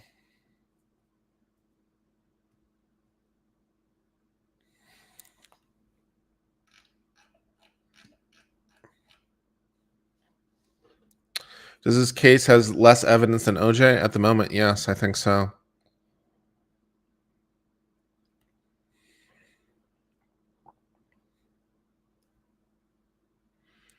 There was a hitman Alex hired to shoot Alex in the head. He had been arrested.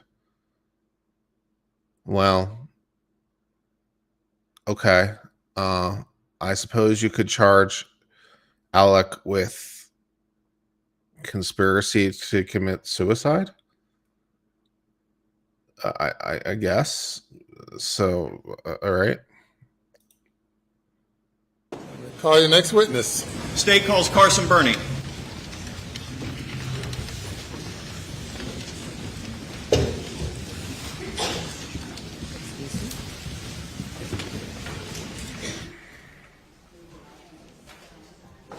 affirm the testimony about the guilty court shall be the truth, so help you God? I do. And to take a seat in the witness stand. State your name again for the record. Spell your last name, please.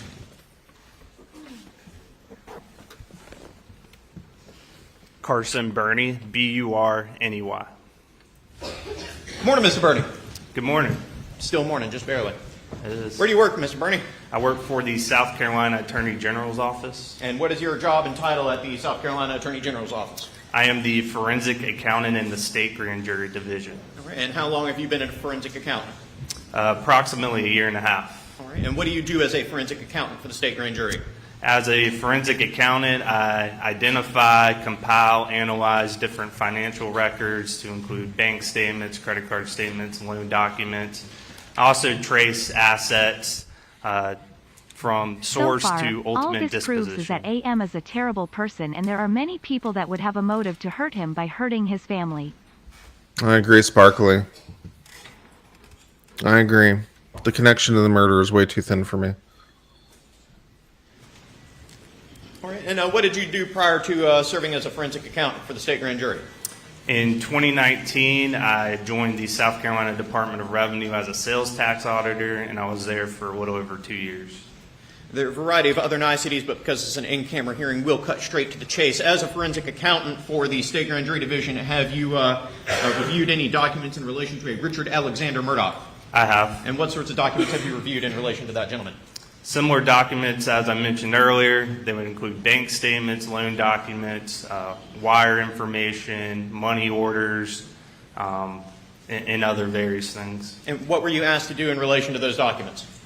Am I I was crying? asked No, why? to trace the alleged stolen funds and ultimately show where the disposition of those funds ended up. Now, you said trace. What is tracing from a 10,000-foot view? Tracing is simply just following a fund. In this example, these are the alleged stolen checks. Primarily that went to Forge account, and following the money through to see where exactly it was ultimately spent out of those accounts. And so in analyzing records and in coordination with law enforcement, were specific instruments identified and asked of you to trace where their ultimate disposition was? I was. Now, when we say ultimate disposition, can you follow that same dollar forever and ever onto eternity, or is there sort of a line where you have to draw it and stop and say that's as far as we can go?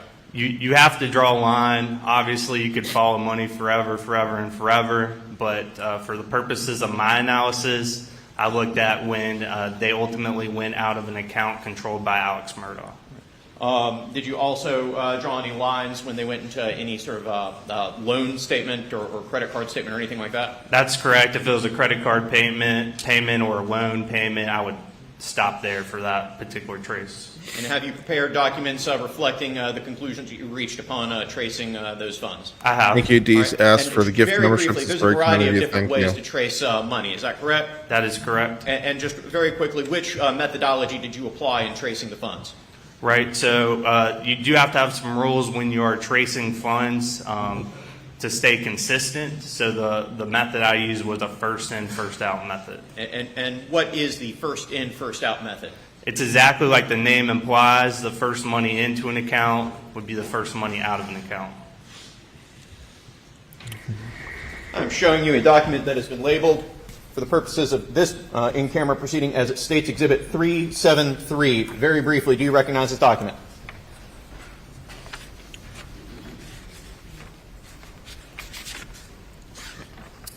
You know, maybe it's just me, but when someone asks a question like, "Are you crying?" and I'm at least to my mind clearly not, it just makes me so self-conscious. It's like, you're in my head.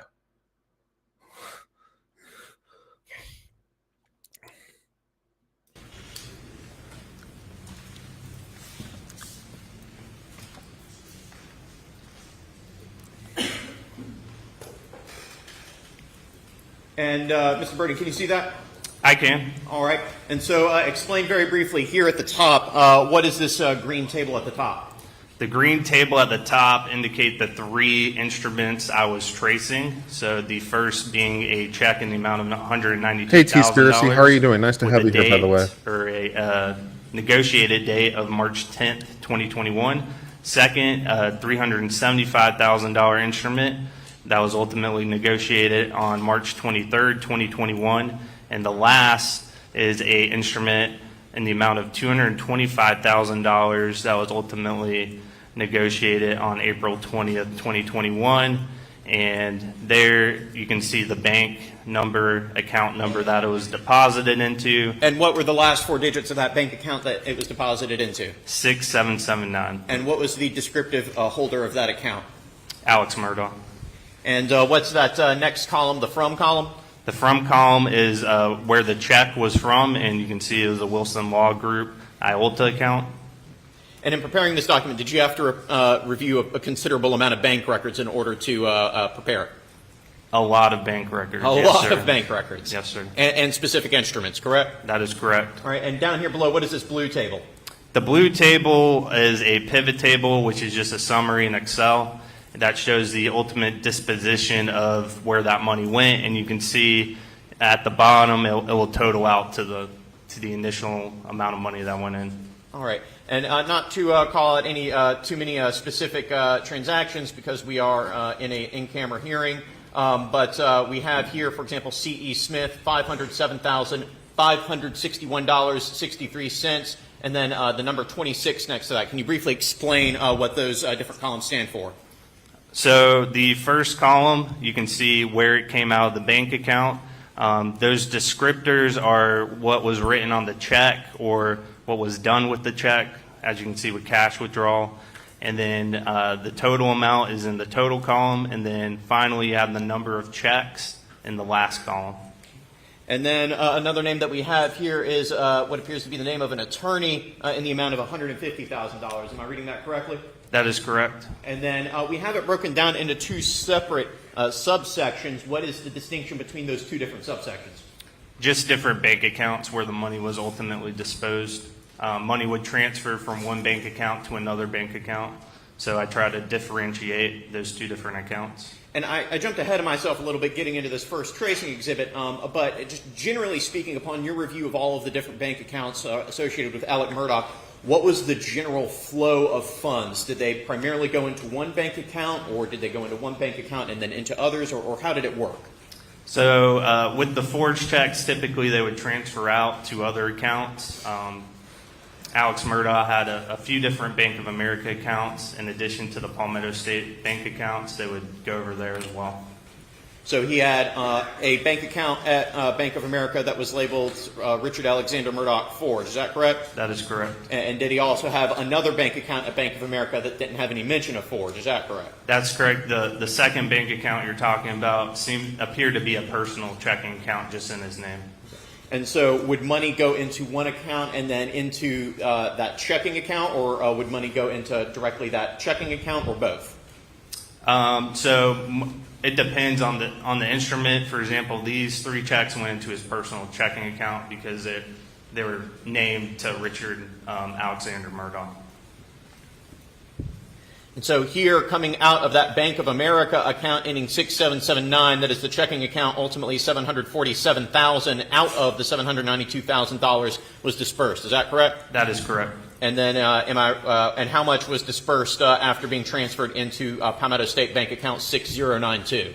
$42,000. 6092 is that a particularly active account for Mr. Murdaugh? It is. It's one of his most active accounts at Palmetto State Bank. And then a little bit further down here, we have something that's labeled PSB 1646 Alex Murdaugh Farm. What was that account? That was, it's just labeled a farm account, and it, from just looking at account records, seems to primarily deal with the farm being Moselle property. And how much money of these Ferris fees was dispersed out of that farm account? $3,000. And then flipping behind that facial summary page, we're not going to go through line by line here, but we have every single individual transaction that is summarized in that covers pivot table. Is that correct? That is correct. Some of the details I would include on those pivot tables, if there's a date on the check, the date it was negotiated, the amount, and the account number. And then what we're looking at here, the $192,000, is that one of the instruments that you were tracing? Yes, sir. And then this next page, $375,000, is that one of the instruments? Yes. And then the next page, the $225,000. Is that one of the instruments? Yes, sir.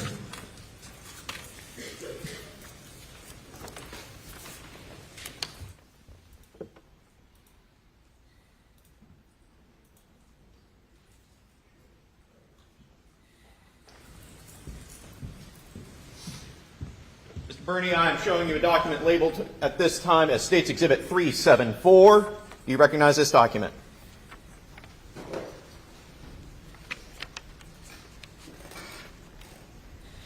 I do. What is it? I'm going to go off This camera for is just a second. Tracing Be right back. summary for a check in the amount of $403,500 from the Moss, Kuhn, and Fleming client trust account. Is this identified in common parlance as Satterfield money? Yes.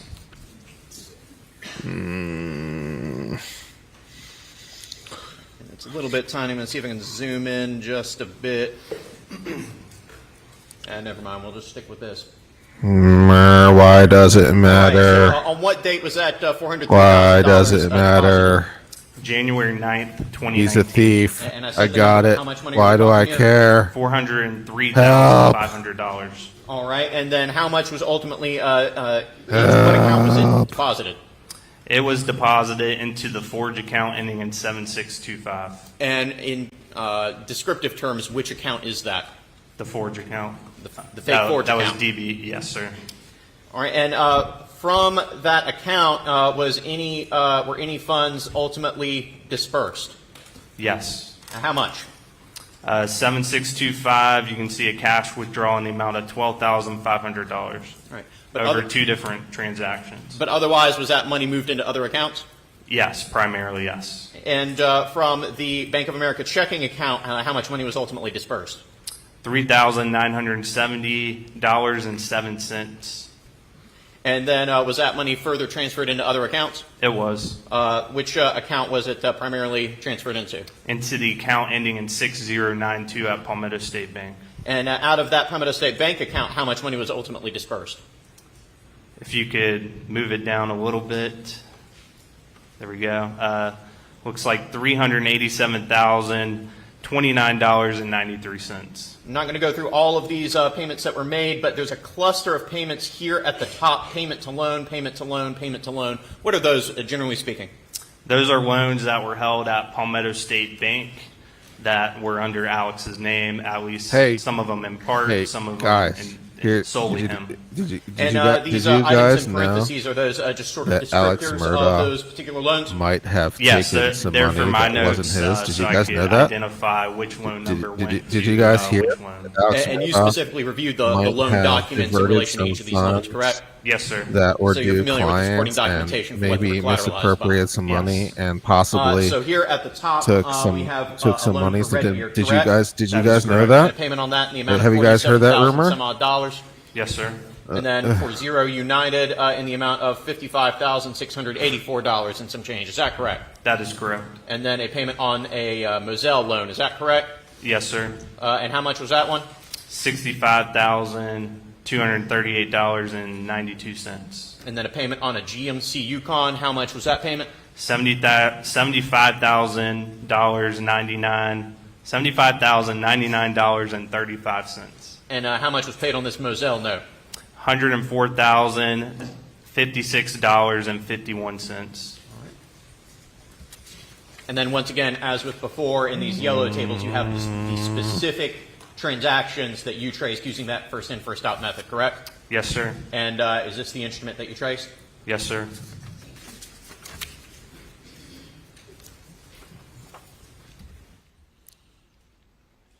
Once upon a time, there was a man named Alex Murdaugh, and he and his family lived at a place called Moselle.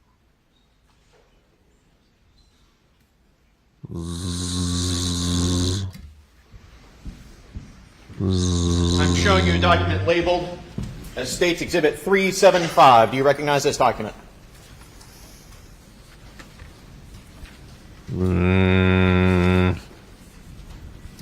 I do. And what is it?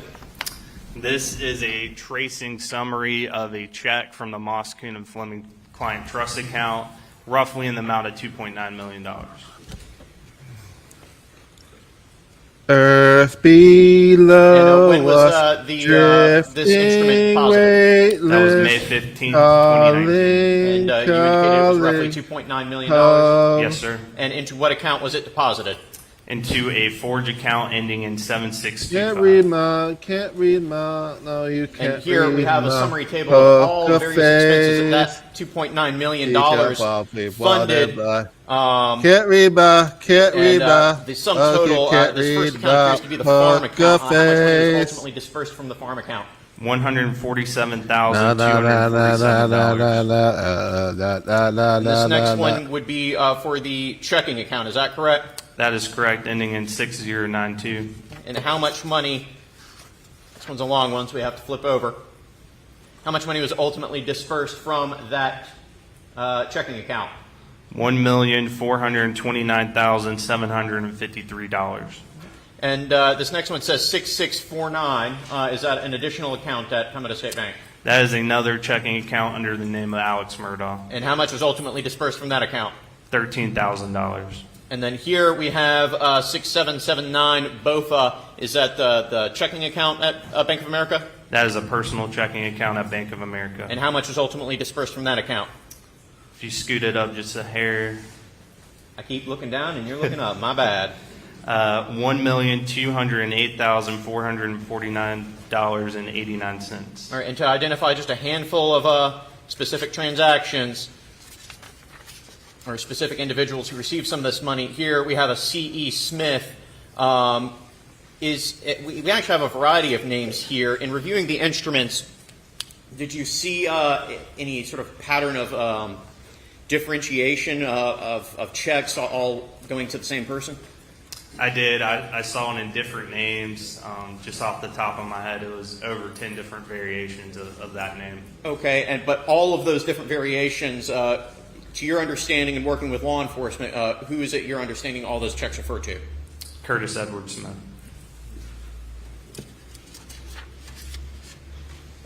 And so here we have a line that says C.E. Smith, and how much went out of this money to him?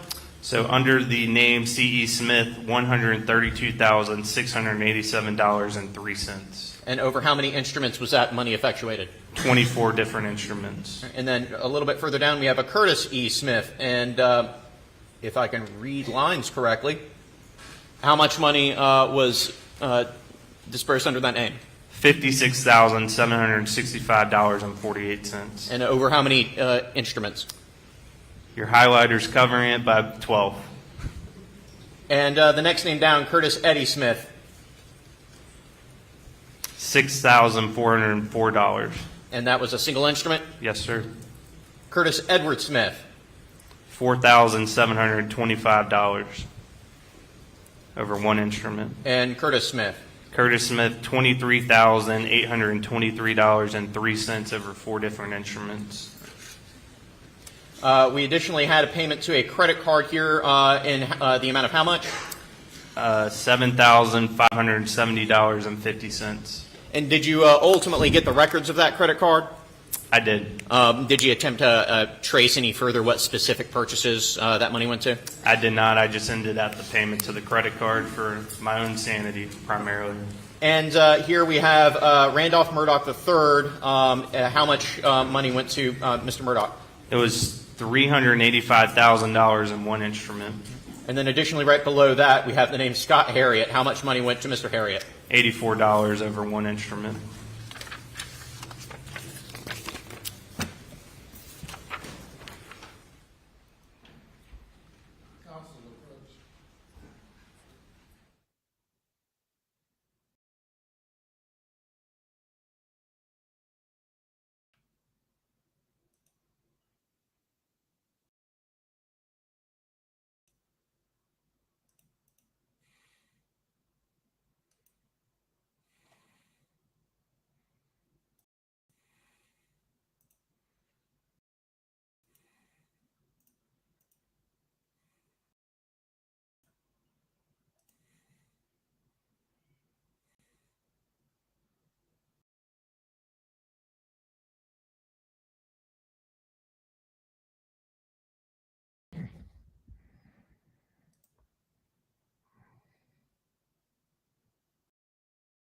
So, how's your day going?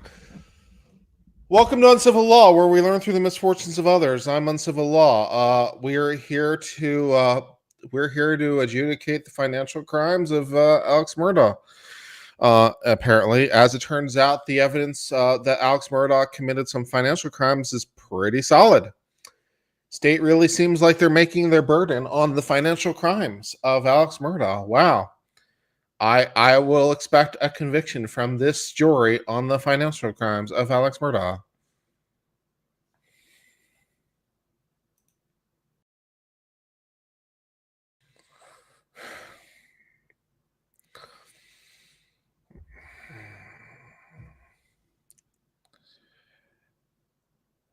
I also noticed that someone announced quite loudly that they were leaving my channel. Please leave and never come back.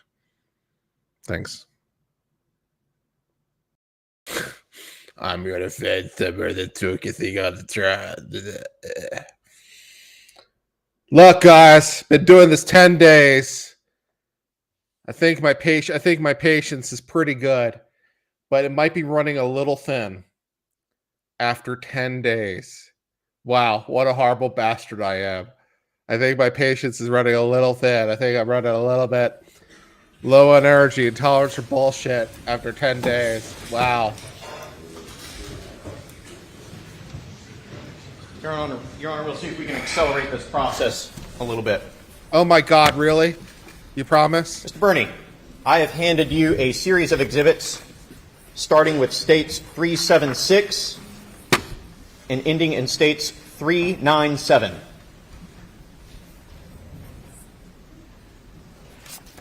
Do you recognize these documents? Why is Prince William a witness in this case?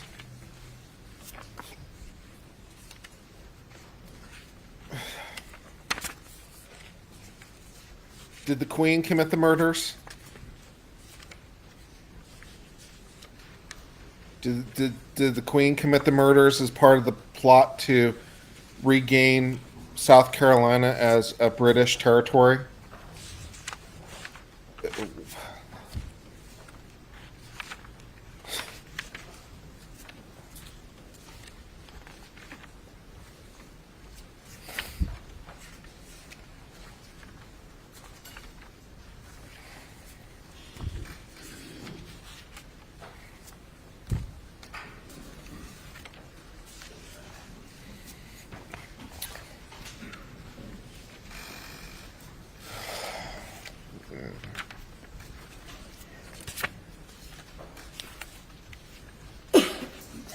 We're here for Kurt first, chat second, and trial third. Yeah, I mean, at this point, trial is a distinct memory because nothing matters. No one cares.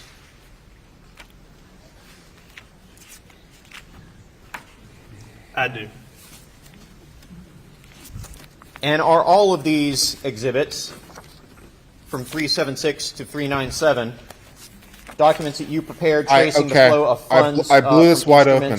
I blew it wide open. I just figured it out. Through the forge. Okay, I just figured it out. All right. This is how Seal gets back into the picture. I'm now going to tell you how Queen and Seal are related and how this is all part of the British plot. Okay. The Russians once smuggled a bug into an American embassy by putting a microphone in a seal that was hung on the wall for years.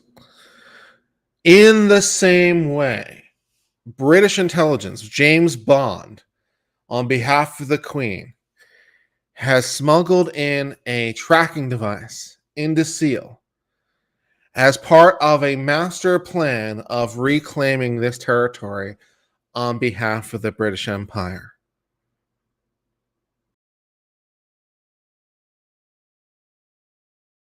Eh? Eh?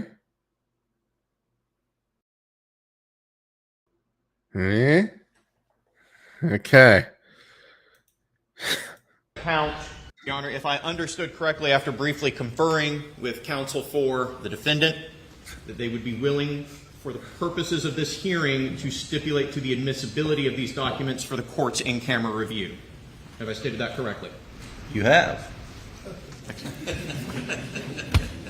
All right, so stipulated. Your Honor, in the interest of time, I would present these documents to the court. Do you mean in the interest of time, or do you mean in the interest of clock? Da da da. Da da da. And that would be no further questions. All right. We have no questions. Sure. All right, thank you, sir. Thank you.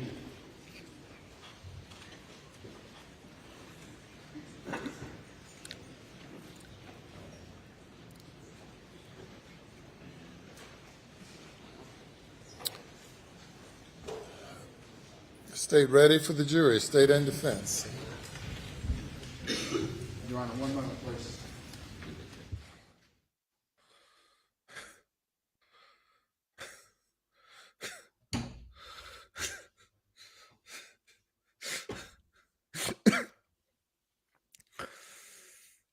Welcome to Uncivil Law, where we're here for Uncivil Law losing his goddamn mind. I am / was Uncivil Law.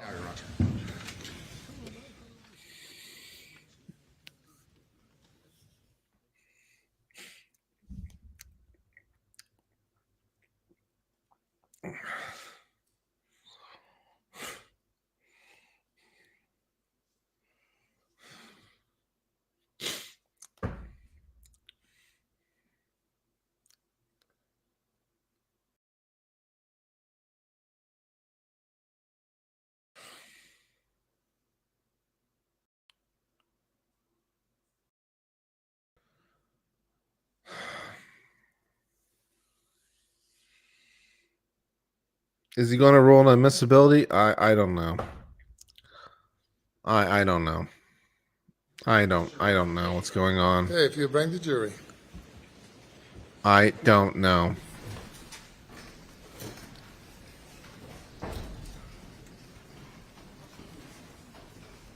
Why didn't he conduct these hearings pre-trial? Jury will stand. Good fucking question, David.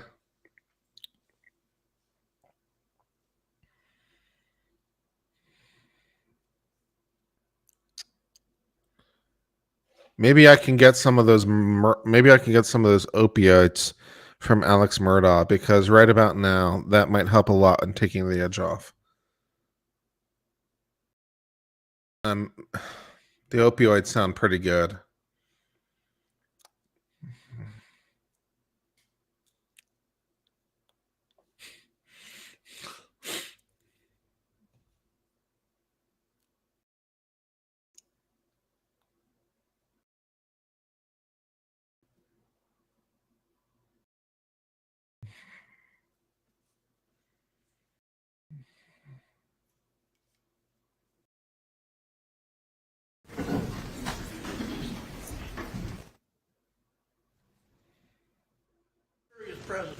Thank you.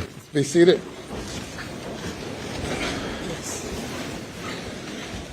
All right, good morning. All right, welcome back. Day number 10. State's case, next witness. State calls Tom Darnell.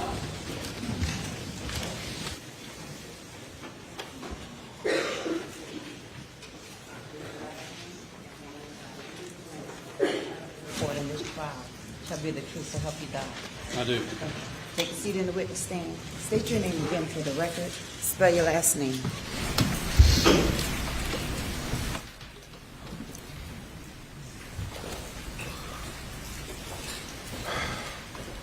My name is Thomas Edward Darnell. Last name is spelled D-A-R-N-E-L-L. Good morning, Agent Darnell. Good morning. Could you tell the jurors where you work? I am a fingerprint examiner at the State Law Enforcement Division Forensic Crime Lab.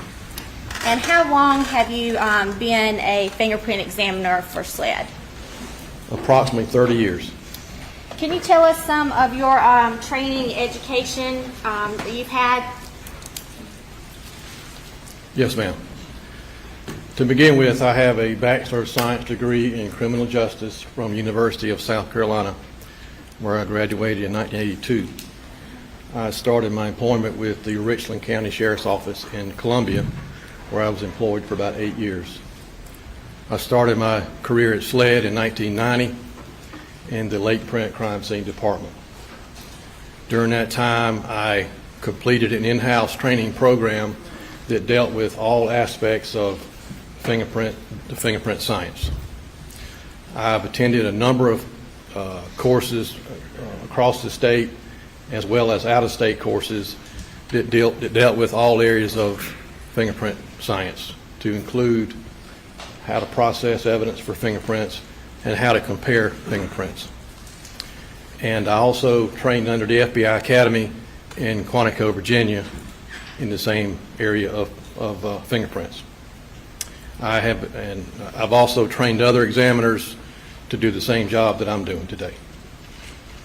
There you go. Your Honor, at this time, the state would move to qualify Agent Tom Darnell as an expert in fingerprint analysis. Defense. He's so qualified. Thank you, Your Honor. All right, Agent Darnell, could you just kind of tell us in general about fingerprint evidence? Well, basically, fingerprint evidence can be most anything. It can be items that are porous, items that are non-porous, items that come to SLED and where we get requested to process them to see if we can identify any fingerprints that might be on the surface. Fingerprints are primarily moisture. About 98% of the fingerprint that may be left on the surface is nothing more than moisture, perspiration, or sweat, if you want to call it sweat. And then once we determine the type of evidence that we have, then we try to develop it. We try to enhance any impressions that might be No, the there. jury's back. We're back to jury things. One thing to keep in mind is that We've in most moved cases, out of the preliminary hearing and the fingerprints jury that is we're trying back. to develop are invisible. There's no Basically, decision on the latent- financial stuff. A We latent just print moved means completely onto other just things. that, hidden or invisible. So it would require some enhancement. So, And how, or Great. what is the process of finding these hidden fingerprints? Well, we have several different techniques that we can use, everything from super glue fuming to alternate light sources to fluorescent dye stains to different chemicals that we can use. There's also the black fingerprint powder, which is still being used. We don't use a whole lot of that in our laboratory today, but we tend to go with the fluorescent dye stains and the different light sources. It just depends on the type of evidence that we're trying to process. And now you mentioned, was it, did you say super glue fuming? Yes, ma'am. Could you describe how that works? Super glue, what we do is we take the evidence. First of all, it has to be a non-porous surface. And can you give us an example of a non-porous surface versus a porous surface? Non-porous would be like a can, a gun, a cartridge case. Porous would be like paper, a paper cup, paper plate, a piece of like a handwritten note or a check or something like along that line. But the super glue is a commonly used process across the country, in fact across the world. And the super glue is simply I learned heated, this not from and CSI. it creates I a learned vapor this or a from fume. Beverly And that Hills Cop. vapor will affix itself to any impressions that might be present on the surface. It enables us to see it Beverly better, Hills Cop 2. and it also enables us to use a different technique or a different step of the process when it comes to trying to enhance the impression. Okay, and when that print, I guess, is revealed in the fuming process, what do you do to analyze the print? Well, once we get the print developed, we have it photographed. We have the luxury of having a photo studio within our laboratory, and Oh my we God, have they have a photographer photo that will studio in their document that laboratory. for us. They can take pictures. Photographically. Whoa, so that fancy, we can fancy. then compare it to any known standards that we may be asked to compare it to. So you would use the photograph for comparison purposes? Yes, ma'am. You don't do any kind of lifts of the print or anything We have that like newfangled photograph technology. I've done lots of lifts over my career with the black powder and the clear tape, which is what most of you are probably familiar with. But in this case, it was black powder was not used. I was working strictly off of a photograph. So you did receive some items to test in this case for fingerprints? I did. I'm going to have you take a look at State's Exhibit 63, 64, 65, 66, 67, and 68. Were those 300 blackout shell cases that you received to process for fingerprint evidence? It is. And did you find any evidence on those cases? Actually, I did not. There was what we call the result that I used in this with these items was that there was no fingerprint evidence was observed. Did you seriously call this guy for the non-evidence? Please, on the love of God, please tell me you didn't call the fingerprint expert for the we didn't find fingerprints. I am going to lose my shit. Do with the fact that the cartridge cases they're exposed to heat, they're exposed to friction, and since fingerprints are so fragile, a lot of times that is probably a couple of reasons why we don't find a lot of prints on cartridge cases. All right, did you also receive State's Exhibit 33 and 34 to test for or examine for fingerprint evidence? I did. Did you find any fingerprint evidence on those shot shells? I did not. And again, would you expect to find? You cannot be fucking serious. I'm sorry. I'm sorry, guys. This is it. This is the moment we've been waiting for. You cannot be fucking serious. You did not fucking call the fingerprint expert to testify to the fingerprints you didn't find. You can't be serious. This is a joke, right? Holy shit. No, I can't deal with this. No, fuck. What?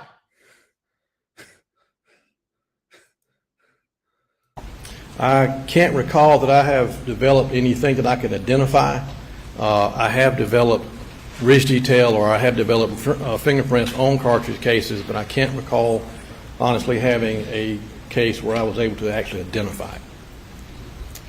Kill me. Did you also receive a shotgun to check for fingerprint evidence? I did.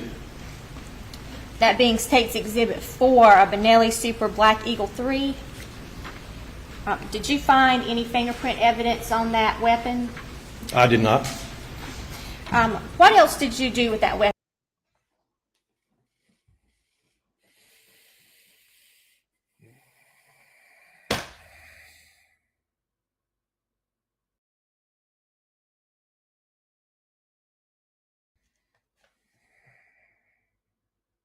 Exhibit 307.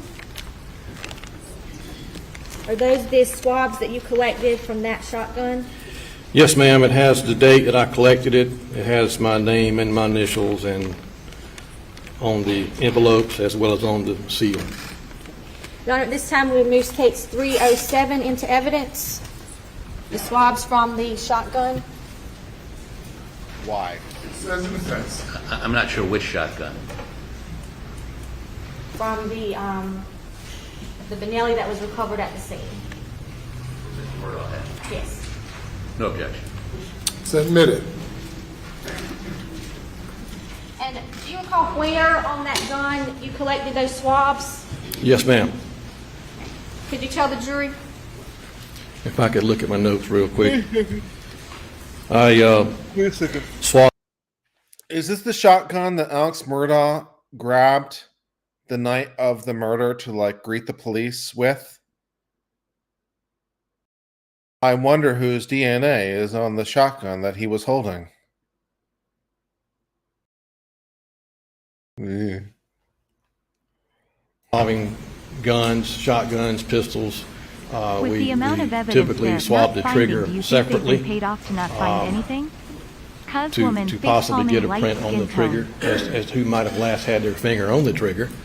And then we swab other areas of the gun that might be more conducive for touch DNA versus latent prints.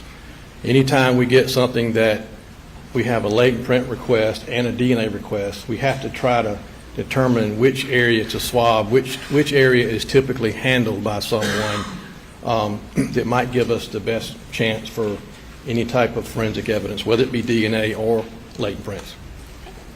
And did you also swab the head stamps of those 2 shot shells? Yes, I did. And those swabs are in states 307 up there with the other swabs, is that correct? That's correct. Did you have an occasion to also examine Paul's cell phone? I did.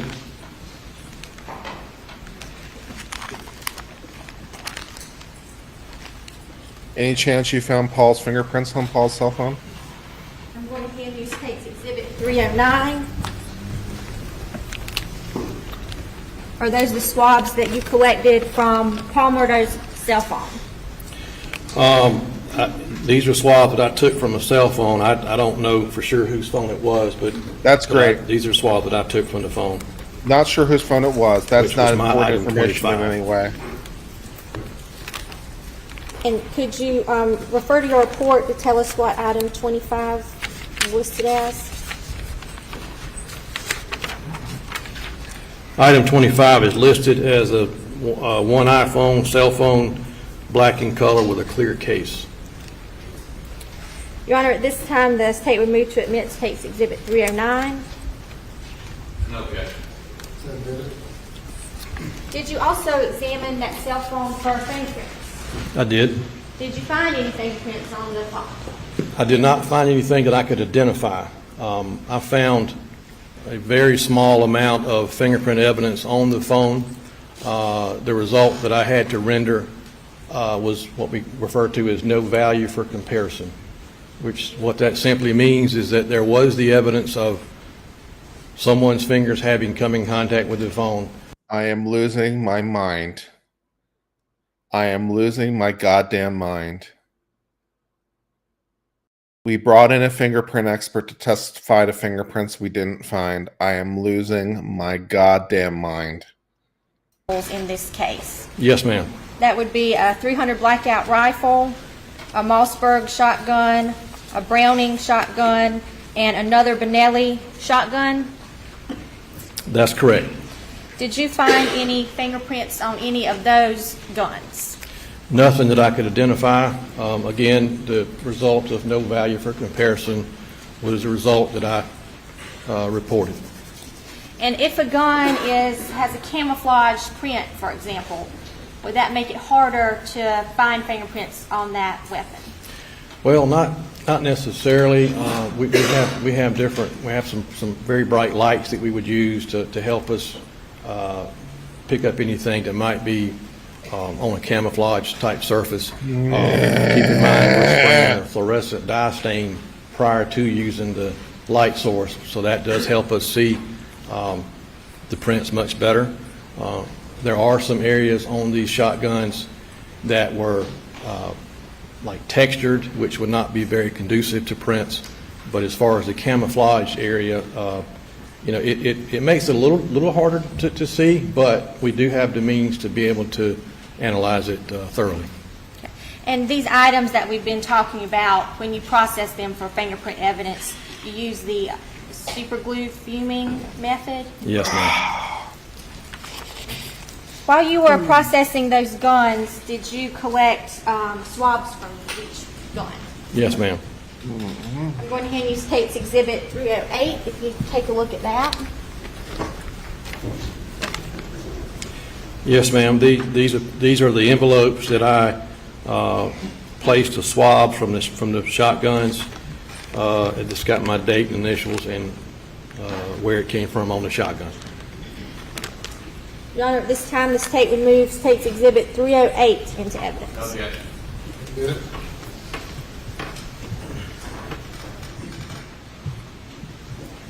Now, did you receive a 30-round magazine that was full of 300 blackout cartridges? I did. Did you test that item for fingerprint evidence? I did. Did you find any fingerprints on that magazine? It was, again, as the shotguns, it was all no value for comparison. What about each of the bullets that was in that magazine? Did you examine them in any way? Yes, ma'am. I took each one of them out of the magazine and processed all of them individually. Did you find any fingerprint evidence on those bullets? No, ma'am, I did not. And what did you do with these swabs that you collected? Once I collect the swabs, I allow them to air dry, and then once I secure them into envelopes, I seal them, put my date, initials, and then I package them up accordingly, and they ultimately wind up with the DNA department. I believe in this case, I took them down to our evidence control department, and then DNA will pick them up from there. All right. One moment, Darling. Kill me. Kill me. No further questions from the state at this time. You what fucking what the fucking no fucking why? Why? All these items were processed in the lab, is that correct? That's correct, yes, sir. And help me to understand this. You processed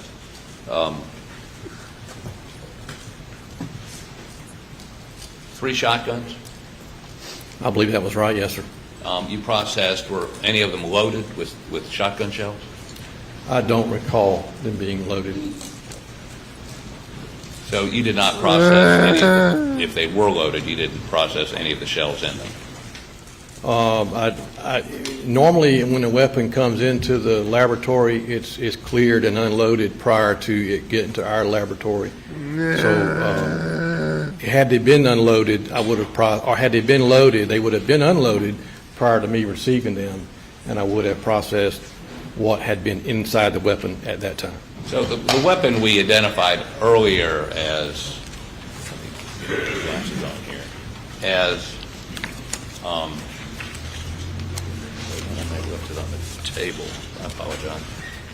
It's right here. Number 22, item number 22, the camo Benelli Super, Benelli Super Black Eagle, the 2 unfired shotgun shells. You processed that at the lab? Yes, sir. Was the gun loaded when it came to you? I'll tell you what. If the jury convicts at this point, Rant money. The jury's been there for 8 days. 8 days. 7 full days. 7 days then. And if they convict, I don't know on what basis. This is dumb. This is so dumb.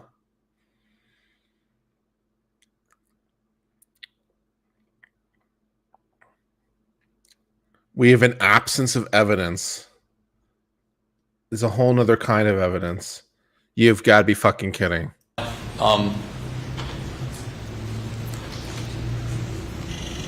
The cartridges, there's a bullet, and then there's a casing on a typical semi-automatic weapon.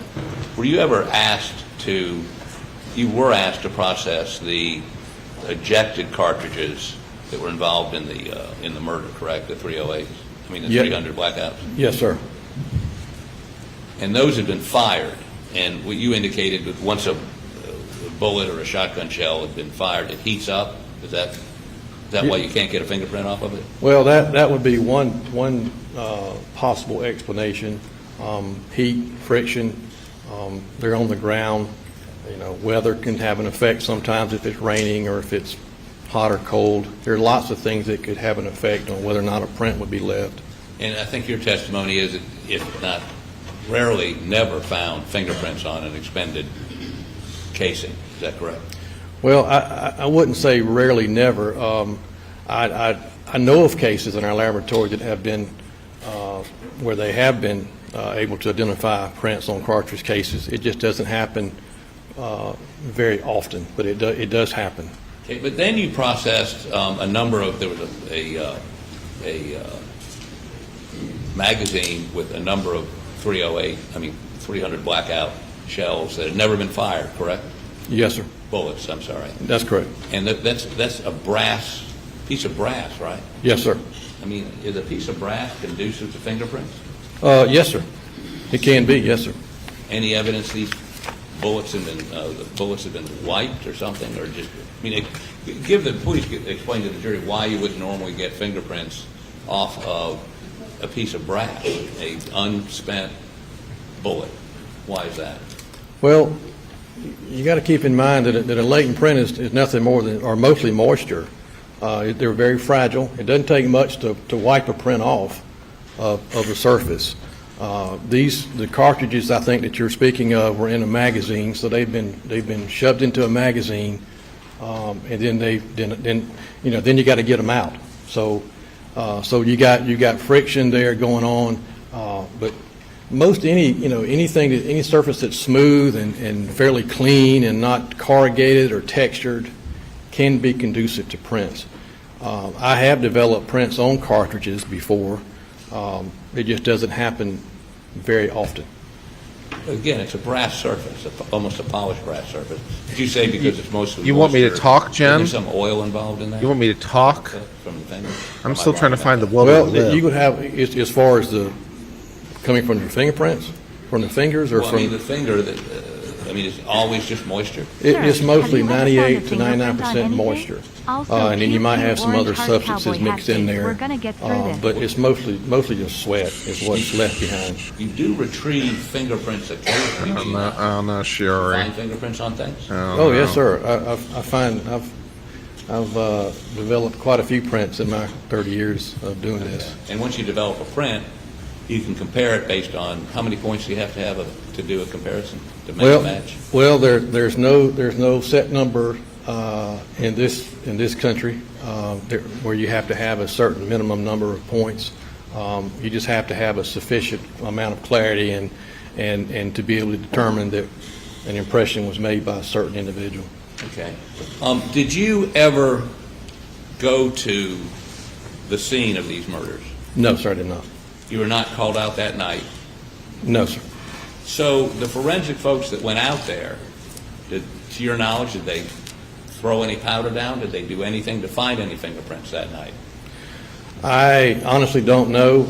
I did not look at their notes from their crime scene or what have you. I really had no real reason to. I was just asked to process the things that they brought me. So let me ask you this. You got a doorknob right here. Doorknob. I just grabbed it to open it. It's brass. Would that leave a fingerprint? It's possible. You have to consider how much someone perspires when they touch something. You have to consider how soon after the doorknob was touched did someone else grab the doorknob, because a latent print is extremely fragile. It doesn't take much to obliterate a print. But you would check.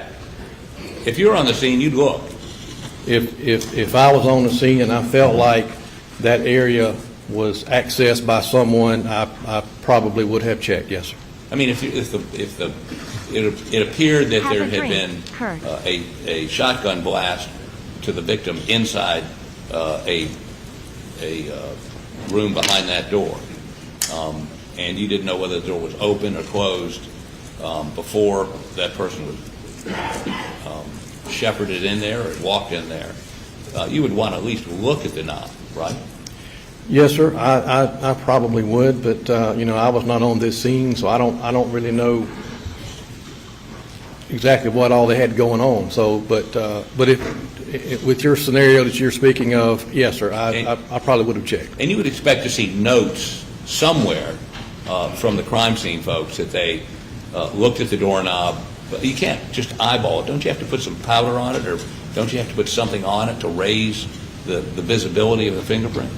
Well, yes, sir. In some cases, you can actually see a print if it's more of a what we call a patent print. A patent print is a print that might be left behind with a in a residue. It could be in grease, could be in blood, it could be in dirt, anything such as that. So, but ordinarily, when you go to look for prints, you've got to do some sort of processing to a surface, depending on the surface and depending on just what you're trying to do. So, if you had a relatively small room where somebody's head had exploded and blood and all kinds of bodily fluids were sprayed over the inside of that room, you would want to take a meticulous examination of that room to see if there are any fingerprints in blood or other bodily fluids, would you not? Would you? I would, yes, sir. And you would expect to see something in some report by the crime scene folks where they actually did such an examination, would you not? Would you expect to see notice detailing that they at least looked at it? Yes, sir. I mean, again, this is, I wasn't at the scene. I can, but if you're describing this type of a scene. Oh, dude. Michael, you have no idea. Michael, you have no idea how much non-evidence they've just admitted. You have no clue. Dude, this is one of the most bizarre witnesses I've seen ever, man. This is a fingerprint expert who's testifying to the fingerprints he didn't find. We didn't find fingerprints. I've been a fingerprint examiner for 20 plus years. I examined the things. I found no fingerprints. Wow. Great. That's so interesting. This is the most non-evidence we've seen yet.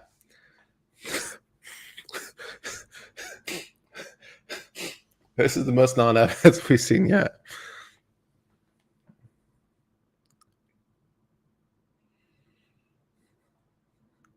Or in their testimony or anything such as that, there should be something to explain what was done. Yes, sir. Okay. Do you know if there was a fingerprint person or somebody that had those skills in the crime scene team that came out that night? I don't know. I know that there was no one from the Lake and Print department where I work at the scene that day. Do you go out to crime scenes? Do you go to crime scenes? I've done plenty in my earlier days, but I have not been on crime scenes for quite some time. Do you have people in your Lake and Print unit that do go to crime scenes? Not really. The Lake Print department, the way we're set up, we pretty much are in the laboratory setting, and we process evidence that comes in from crime scenes. We don't typically go to the crime scene. And so I guess if I'm summarizing this, everything they had you looked at in the lab. Yes, sir. And you found no, when I say identifiable prints, it sounds to me like you found no evidence of any prints. Well, I found anytime I report something as no value for comparison, that means that I did find evidence of fingerprints. It just wasn't enough to compare it to anyone. Anytime I say nothing was observed, that means there was nothing observed. So, I looked at all these. Other than the no value for comparison on the cell phone, that would mean you saw something but you didn't have enough to compare. Yes, sir, and it was no value. Keep in mind again, their latents are fragile. You've got weather involved, water, rain, that sort of thing. Certainly is detrimental to fingerprint evidence being left behind. So, other than the cell phone, everyone else says no fingerprint evidence was observed. That would mean there was nothing, not even a partial, right? Yes, sir. Anytime that result is in the report, that's what that means. Yes, other than the cell phone, you didn't even find any evidence of fingerprints. Not a partial, not a smudge, not anything. Well, I believe there were some additional long guns that came into me where I did get no value for comparison, but the initial shotgun that came into me was nothing was observed. Yes, sir. And the initial shotgun would have been number 22. Yes, sir, that's correct. Okay. Would it surprise you to know that Mr. Murdaugh was seen holding that shotgun, had actually retrieved it from his house, brought it down to the murder scene? Counsel's testifying. Response? I'm just citing evidence that the state's already put into evidence. I'm not testifying to it. These are facts that have been already established by the state. He's an expert. He can opine. Pardon? He's an expert, therefore he can give an opinion. The objection is overruled. Would it surprise you to know that Mr. Murdaugh was seen that evening when first responders came holding that shotgun, and the state has indicated, I mean, that's not in conflict. No one's challenging that, and yet there were no. I mean, you found no evidence of fingerprints. Is that correct? Right. Yes, sir. And that's prints aren't always left on surfaces when you touch them. Just because you touch something does not mean you're going to leave a print. And there are all kind of variables. That question is meant to take away the concept that the prints were wiped down. That's the purpose of that question, right? The purpose of the question is like, you found no prints, therefore they were wiped down. But the shotgun he was holding that night, you didn't find any prints on either. And obviously he didn't wipe that down because the police were there. So that's the purpose of that question, in case you're asking why he's asking. As to why.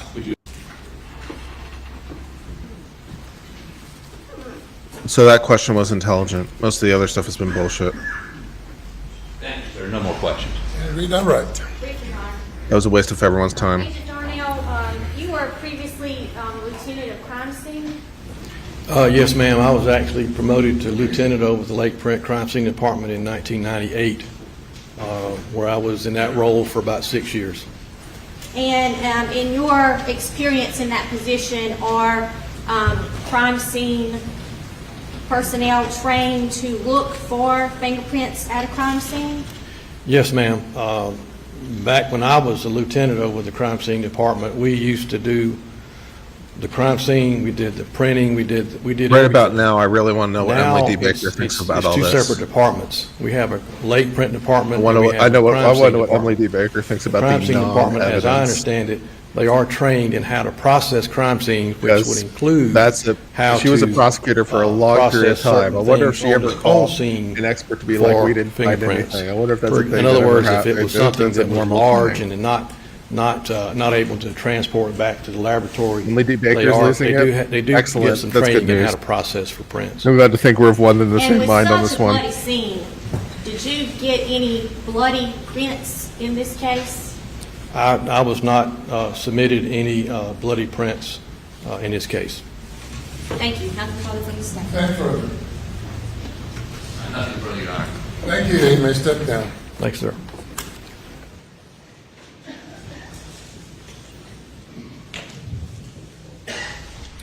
Call your next witness. Yeah, the prosecutor did a terrible job in defense clarifying the roles are reversed. That sounds about right. That's a good observation from Emily. Yeah, the state's role is to make things clear. Defense's job is to obfuscate, and the roles are being a little reversed right now. That's a good observation. I agree with that observation. She had to leave during his testimony. Do you swear? I mean, so did I. A little bit. I left definitely. I think I left my body during some of that testimony. Spell your last name for the record.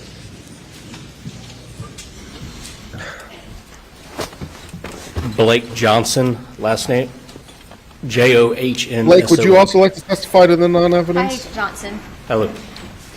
Could you tell the jury where you work? I work for the South Carolina Law Enforcement Division. Of course you do. And how long have you been with SLED? Been with SLED a little over 5 years. And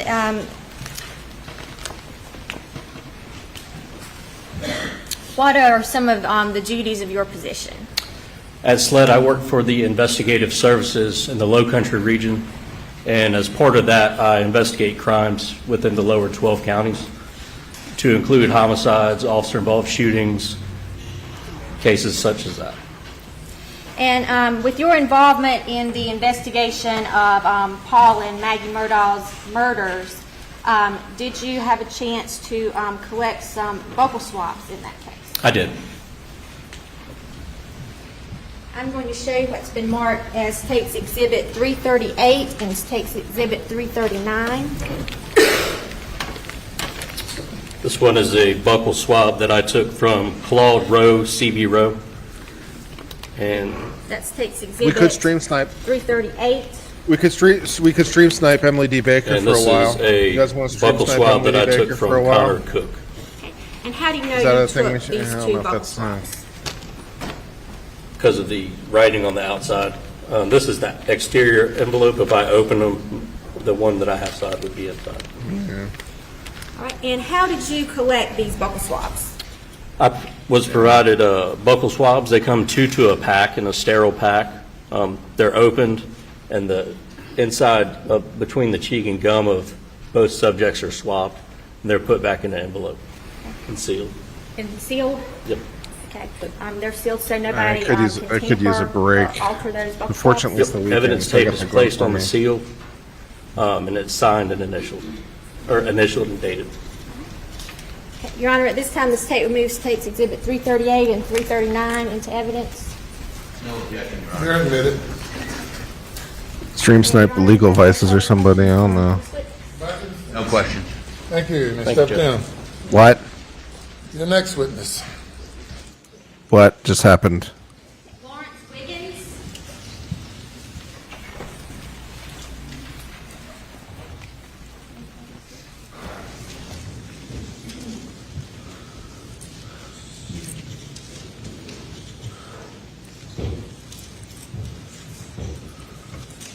Put your left hand on the Bible, raise your right hand. Do you swear or affirm that the testimony you're about to give this court to be the truth, so help you God? I do. Thank you. You have a seat on the witness stand. Repeat your name and spell your last name for the record. Lawrence Wiggins, Wiggins. I believe it's Chief Wiggins now, is that correct? That is correct. Are you the chief of Allendale? Is it Sheriff's Office, Police Department? Yes, so I'm currently employed as the chief of police for the town of Allendale. But back in 2021, where were you employed? I was employed with the South Carolina Law Enforcement Division. I was assigned to the investigative services, and I worked out of the regional office in Walterboro. And at that time, were you involved in the investigation of the deaths of Maggie and Paul Murdaugh? I was preliminarily. And did you have an occasion to collect some buccal swabs? I did. I'm going to hand you State's Exhibit 336 and 337. You could take a look at those and tell us what we have there. We have buccal swabs taken from Mr. Roger Davis and Anthony Cook. And you collected those swabs? I did. And how do you know you collected them? My initials and I'll consent to the admission of these rather than going through the process of how he identified them and collected them. Now, she's welcome to do that, but I'm just trying to save a little time here. All right. So, there's State's Exhibit 336 and 337. Well, Your Honor, we would have no further questions for this witness. You've got to be fucking kidding me. Thank you, sir.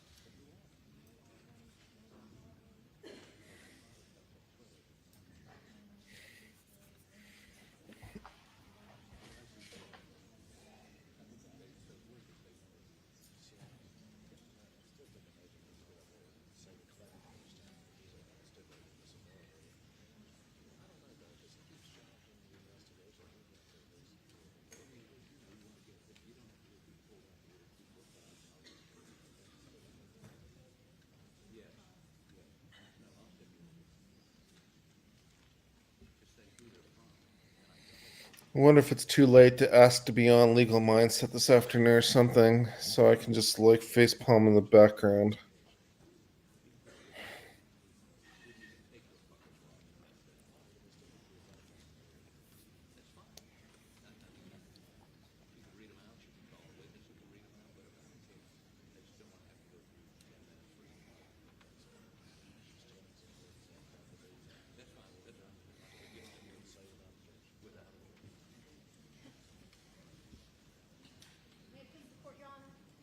Maybe I could join Nick or Kid or something. And The statement next called Chandler Horny. Okay, sure. Why not?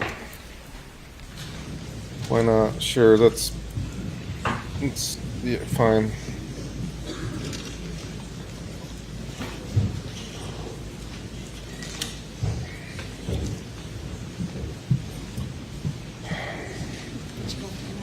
Raise your right hand. Do you swear or affirm the testimony you're about to give this court to be the truth, so help you God? Okay, have a seat on the witness stand. Please repeat your name and spell your last name for the record.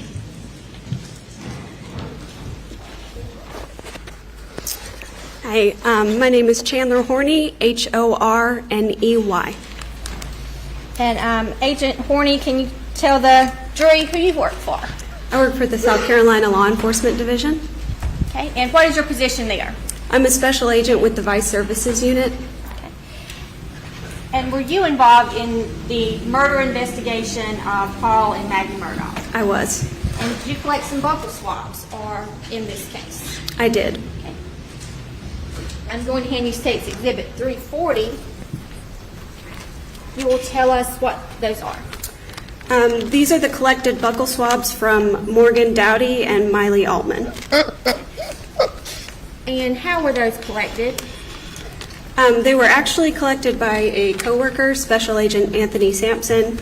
In my presence, he took the swabs of the inside of both of these individuals' cheeks. And then when he took the swabs, he placed them in this envelope. And they were placed in bags that were sealed, not to be tampered with? Yes, ma'am. Your Honor, at this time, the State removes State's Exhibit 340 into evidence. No objection. Submitted. We have no further questions for this agent. Sorry, Your Honor. Any questions? No, sir. Thank you. Step down. Thank you.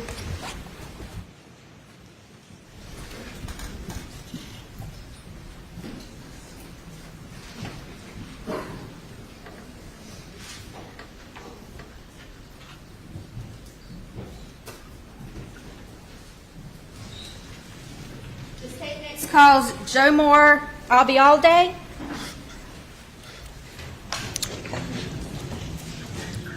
That banner is factual. I want it to be noted that banner is factual. Raise your right hand. Do you swear from the testimony you're about to give this court to be the truth, so help you God? Okay, have a seat on the witness stand. Please repeat your name and spell your last name for the record. Oh, she didn't take DNA. She watched someone take DNA. Fair enough. Joe Marr, I'll be all day. Spelling my last name is A-L-B as in Bravo, A-Y-A-L-D-E. I'll be all day.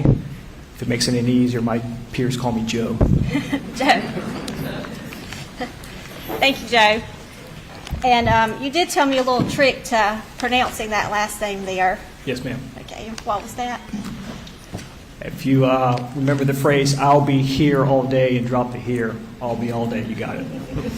And thank you so much for sharing that with me. Tell me. Yes, ma'am. And you work for SLED, is that right? I do. Okay, and did you have the chance to collect some buccal swabs in the investigation of the murders of Paul and Maggie Murdaugh? I did. I'm going to hand you State's Exhibit 342, 343, and 344. So take a look, please.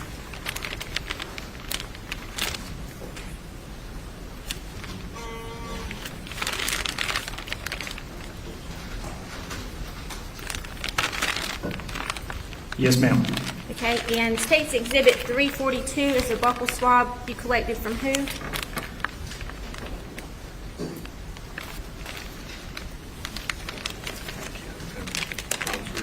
Thank you. All right, this Exhibit 342 is from Mr. Randy Murdaugh.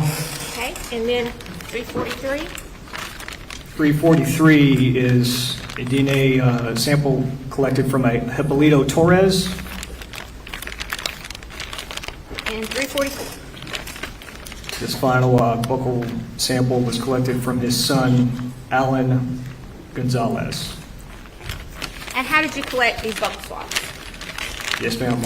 These were collected via a DNA or buccal swab kit, which essentially is a swab is a special agent Johnson explained to you earlier. So it's simply a swab from each side of the inner cheek, placed into a secured envelope, and then sealed in a evidence envelope, such as this one. It'll be sealed so it was not tampered with, is that right? That's correct, ma'am. Okay.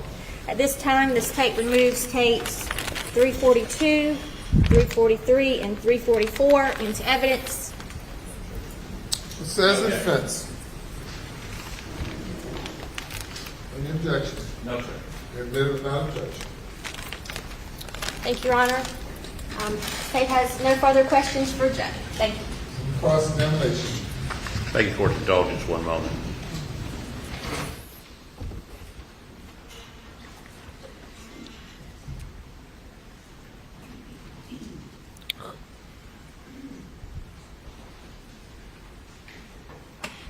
My voice changer has been on this whole time. Thank you. You may step down. Thank you, Your Honor. Call your next witness. All right, next witness is going to be fairly lengthy, and Mr. Fernandez is going to call him, and we'd ask for just a moment to get the exhibits out that he needs and get them in order so it moves orderly before the jury, if we could. All right, ladies and gentlemen, we'll take a brief break. Wow. I am enthralled. I am enthralled. I am enthralled and entertained.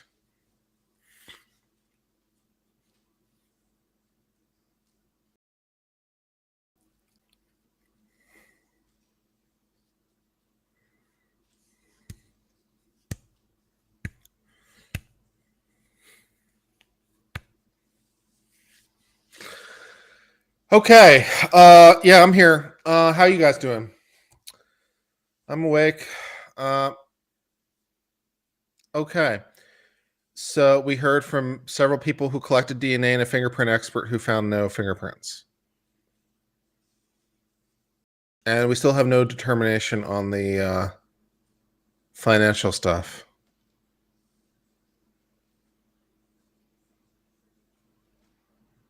Why am I covering this trial?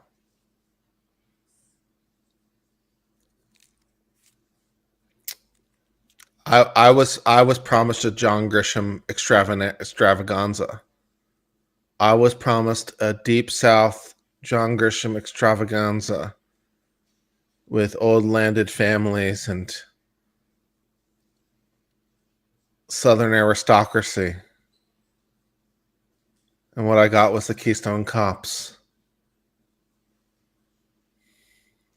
Why am I covering this trial? What's going on?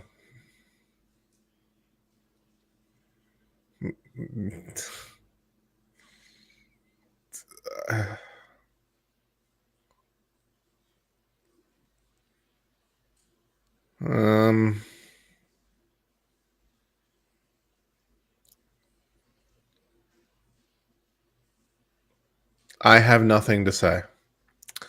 I really have nothing to say. There's nothing of value to say.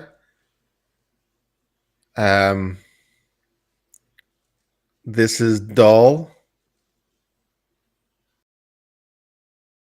meaningless.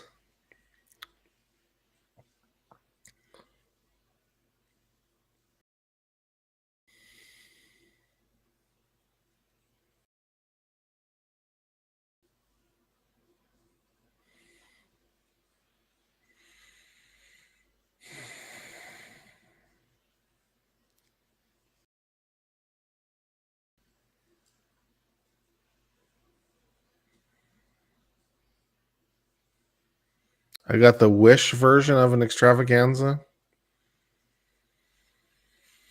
Yeah.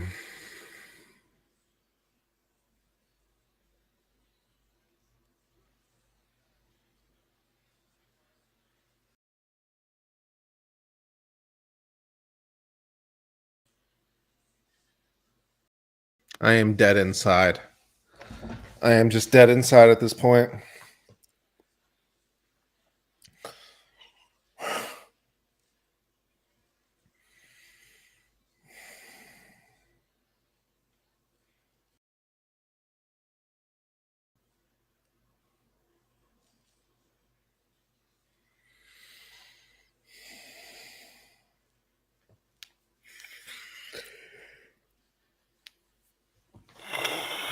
Man, I wish I could be more entertaining. I wish I could be more entertaining and more interesting, and I suppose I only have myself to blame at this point.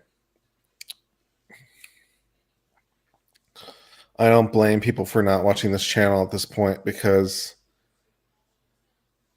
it's like, how do I make this interesting? How do I make this interesting? I could do a puppet show. Hi, my name is Alex Murdaugh. I'm a big deal here in the South. And I live at Moselle. And I represent clients. Oh, Alex. Oh, Alex, you have taken money from your clients. Oh, not me. No, not me. I don't do that. No, we have checks and bank statements, and we have a conspirator at the thing. No, what do you mean? I didn't do those things. This is bullshit. I mean, I have a better state bank and the checks and the account manager and the oh no, that's good. Okay, and because of this, we think murder. Wait, how's it have anything to do with murder? It just does.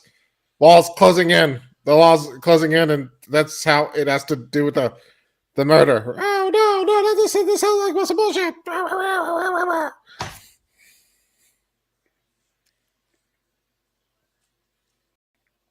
Southern aristocracy continues to rule. Nothing's changed since colonialism. Same as New Orleans fleur-de-lis. Let's discuss. No worries, winking face. Love your channel always. And scene. Thank you for the super chat. Emily D. Baker's buying more whiskey.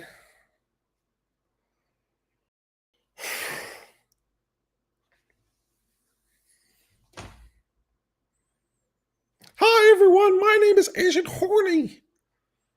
I'm Agent Horny. I was watching as others people were collecting DNA. I was watching. My name is Agent Horny. Lol.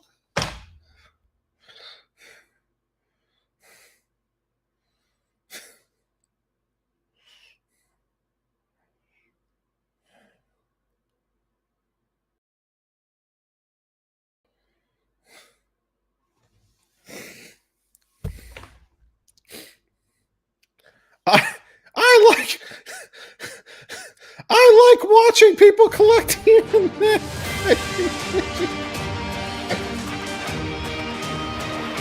Hey, welcome back to Law and Crime. We are still live in South.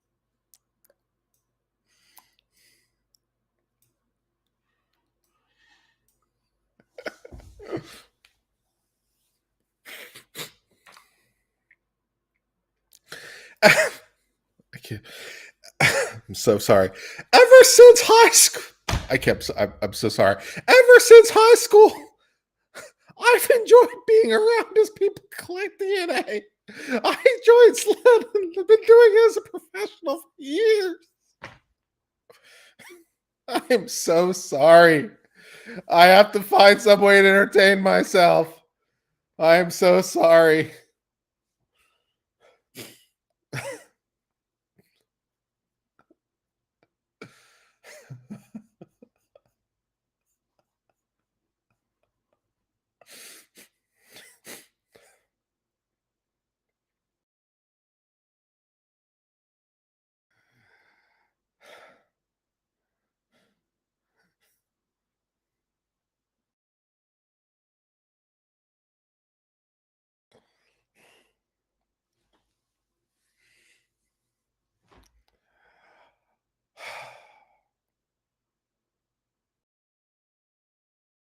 So the state's case is a little thin, guys. I'm not sure if you've. I'm not sure whether or not I'm making that view clear. I think the state's case is. I think it's a little thin. I think the evidence presented so far at trial has been somewhat more minimal and ethereal than you might want in a murder case. I'm not sure if that overall impression of the case was clear or not, but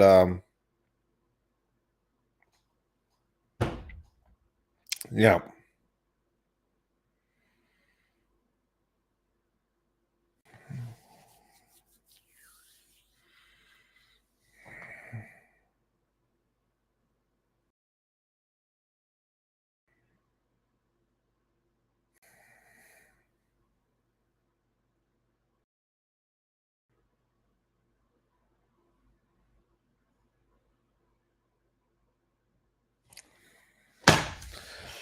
I've got nothing. I'm gonna stream snipe Emily D. Baker for a minute because I got nothing. Maybe she has something intelligent to say.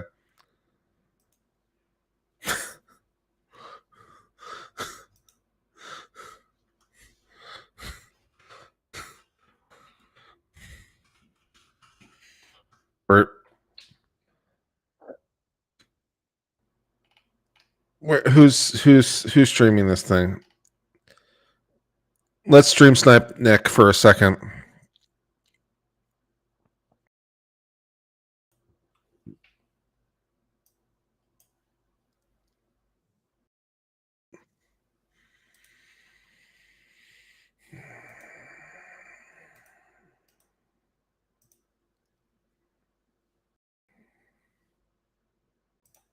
Or a business is bringing in money, no one wants to ask any questions at all. They're motivated not to. The bank is motivated to not ask questions about this because he's lending or he's borrowing, he's making payments, and he's making huge deposits that they can use for their own books. It all looks good for the bank. Wasn't there also testimony earlier that the whatever federal organization looked into that, they didn't find anything or they didn't see anything weird? Yeah, So the it must have been pretty FDIC, complicated. basically all the federal audits of the bank said everything looked above board. Yeah. And by that guy's testimony, as seedy as it all is now, at the time, the only thing seedy about it is in regards to bank management.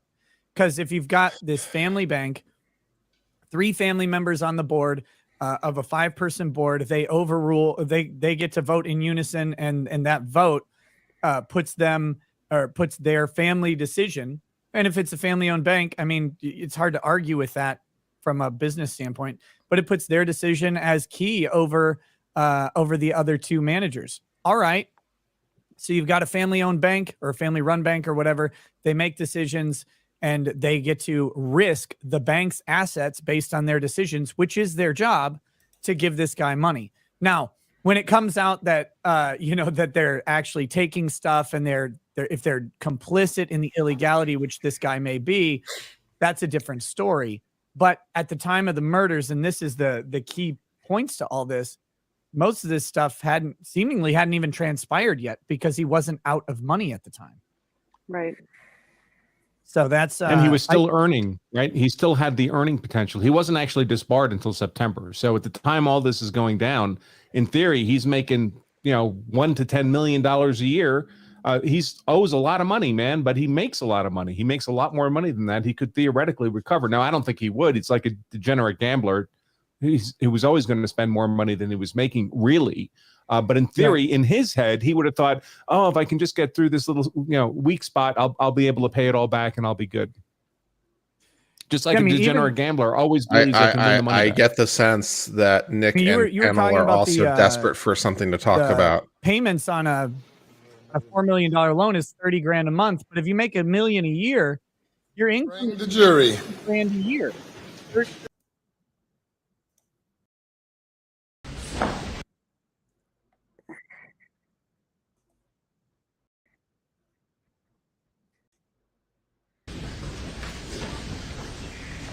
I got the sense that Nick and company are also desperate for something to talk about. But at least they have more people to talk about nothing than generate stuff to talk about nothing. So they got that going on for them.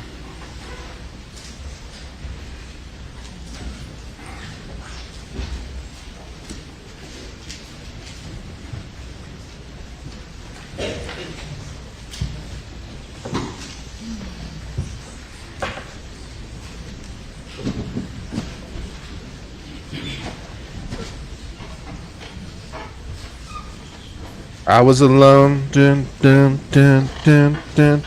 I was all by myself, dun, dun, dun, dun, dun. No one was looking. I was thinking of you, dun, dun, dun, dun, dun. Thank you. We Call had you a next witness. dimension. I was up on myself, dun, dun, dun, dun, dun. All by myself, dun, dun, dun, dun. All by myself, dun, dun, dun, dun. All by myself, dun, dun, dun, dun. I went to your house, dun, dun, dun, dun. Repeat your name and spell your last But name. no for the one was record. there, dun, dun, dun, dun. I went to your room, dun, dun, dun, dun. I was all by myself. My name is Paul Greer, Greer. Paul, how are you doing today? I'm great, thank you. Take a moment to unpack your stuff if you need to.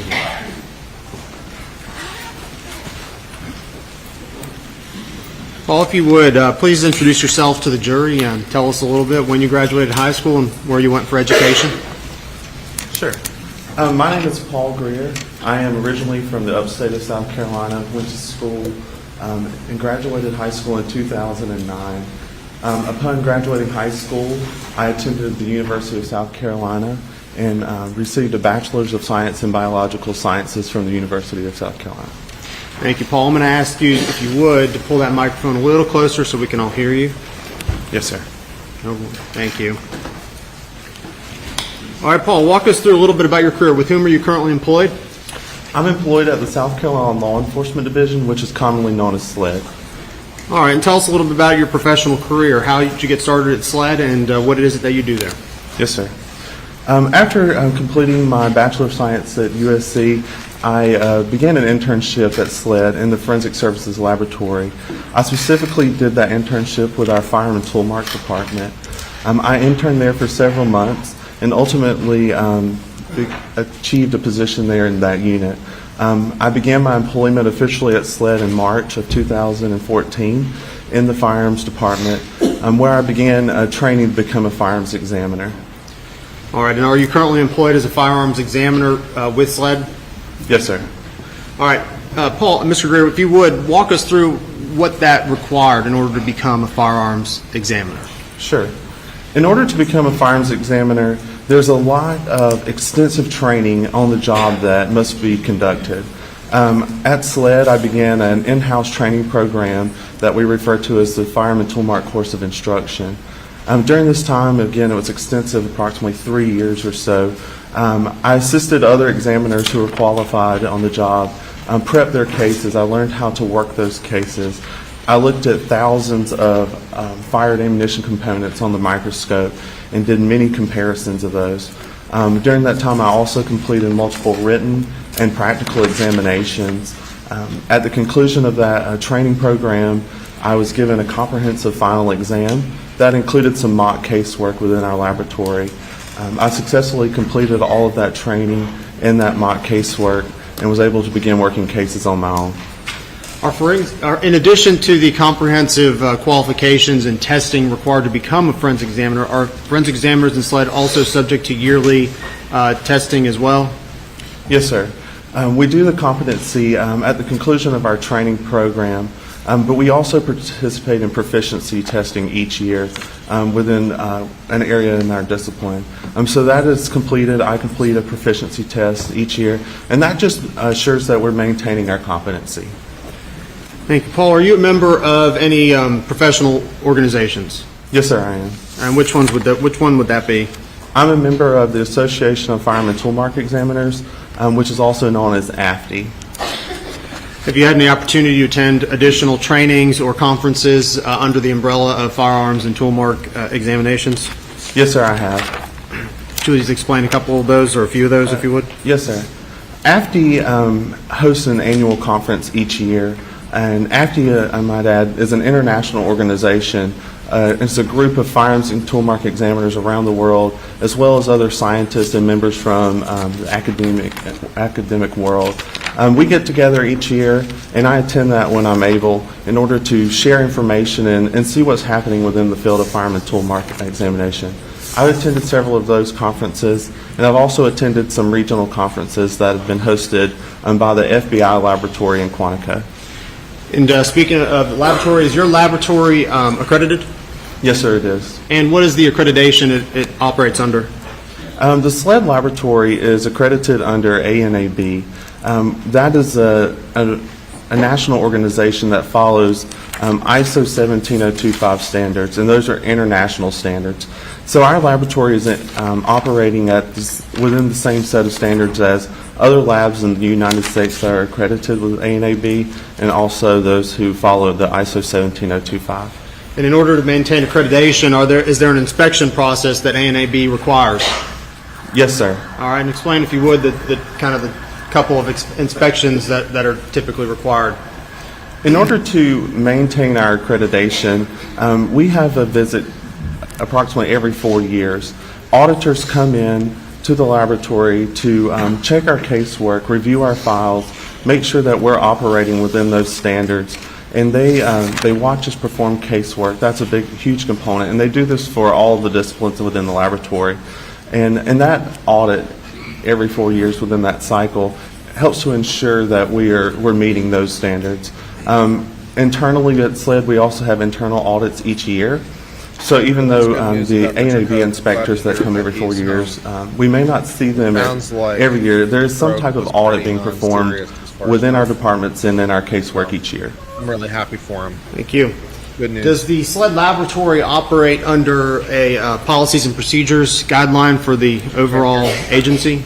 Yes, sir, we do. All right, and explain a little bit about how that involves the lab. Correct. SLED in general has a large set of policies that we must adhere to. Within the laboratory, each department has a manual that they must follow that gives them information on how to conduct their It sounds like everyday everything work I've and heard how to that perform it turned out to be Additionally, fairly non-serious and as far as these following things the go. ANAB accreditation, So it seems like he's we have a making SLED a lot of quality really manual that positive is progress. specifically So for the I'm laboratory. really happy for him. We Get must Mr. follow Hogan's that as film. well, and It those are seems all like- guidelines to help us to conduct cases. It seems like he's in good shape. In addition to the SLED quality for, assurance manual, would So there I'm really additionally happy be a for SLED him. firearms department manual that you have to I comply need with? to turn myself up. Yes, sir, I there can't is turn a, myself up firearms, anymore. I excuse can me, turn down the firearms court manual that volume we more. must, follow. Okay, just very briefly, please explain what that involves. Yes, sir. I mean, I could turn myself out. It just would blow out the document that microphone if I gives us did. information on how to conduct our day-to-day casework, what to do with evidence, how we should examine that. It also gives us information into our training program, any type of I could also calibration or speak closer to the measurement, microphone. Maybe that would help. I don't references know. that we need to consult for our equipment that we use. All of that information is contained within that manual that we have to follow and can reference. All right, and if you would, please explain to the jury what firearms identification, generally the subject matter, what that is. Sure. Firearms identification is a discipline in forensic science where our main objective each day is to I've been examine playing those RimWorld firing recently. components. So imagine a fired cartridge case or a fired bullet, and we're looking at those in order to determine if they were fired by a specific firearm. Yeah. Thank you. How long again have you been working in SLED, in the SLED laboratory? I've been employed in the firearms department at SLED for almost 9 years. And have you had an opportunity to testify in court such as this? I have. Would that be both state and federal courts? I have testified in state and federal courts, yes, sir. Okay. Approximately how many times, or do you know how many times? Approximately 27 times, yes, sir. Your Honor, at this point, the state moves to admit Mr. Greer as a firearms and tool mark examination expert. Your Honor, no objections to his qualifications. I'm sorry about all the volume issues and stuff like that. It's really, really hard to manage and balance the audio issues. Mr. Greer, I'd like 'Cause to unfortunately, take a I moment can't to hear what kind you of, hear, educate the and jury a little so bit on I have to firearms. just rely on what you're saying in And if terms you of would, audio please- issues. Please tell us a little My bit about microphone's the, already first like of the all, you can gain's go over already to really kind of high, cartridge and the rounds, output what volume's we're gonna already high. primarily be So talking about today. I'm fearful of Yes, sir. turning that up And are you familiar anymore. with the two kind of firearms we're going to generally be talking about today? Yes, sir. All right. If you would, please give us a little, an intro to firearms, beginning with perhaps the shotgun. Tell us what makes that a unique type of firearm and how it generally operates. Yes, sir. In general, a firearm is a mechanism that propels a projectile through the combustion of gunpowder. As he was stating, there are several different types of firearms, and one of them is a shotgun. A shotgun. The fact that I can't hear what you hear is so frustrating to me, especially when you have other guests on. Has a smooth bore. You would And what the bore imagine is just that the what I inside of hear, that barrel. with So there's no respect to their rifling volume levels, inside would be that what barrel you hear, typically. but nope. A shotgun is also Nope. different.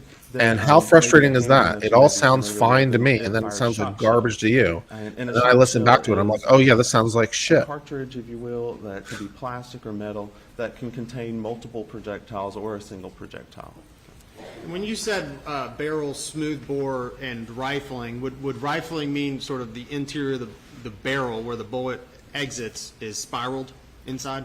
Correct. That rifling is in barrels in order to give a bullet that's traveling down that barrel its rotary twist and spin so that way it can travel to a target or its destination. And does that rifling assist in the bullet traveling in a straight line consistently? You need a sound mixer? I'm not sure that would help, The rifling, spinning the Rambo. bullet, making it go out, does that allow it to travel in a straight line? Yes, that rifling. Or maybe it is would. something Maybe if that there's some will, piece of you'll think equipment that would do the like job, but I'm not aware of any at football. least. It helps it give it that nice spiral so that it can travel more efficiently.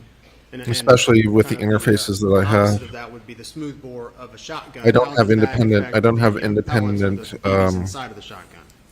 inputs for a sound mixer, so I'm you not don't sure that have would work. rifling that gives it that spin or twist, but that's not the design of the shotgun. So when those pellets or a slug or whatever is traveling down the bore of that shotgun, it is just traveling out the barrel based on the combustion from it firing. And if you would please describe to us what type of ammunition a shotgun will shoot.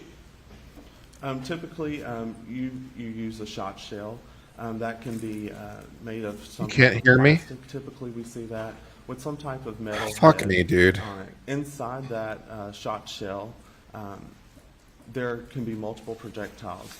You hear of pellets. We think of birdshot, buckshot. That's what would be inside of a shot shell. That's better. I didn't Also change in there, anything. There may be other components that could be plastic or some type of paper material, and that would be a wad. And those have different jobs within a shot shell.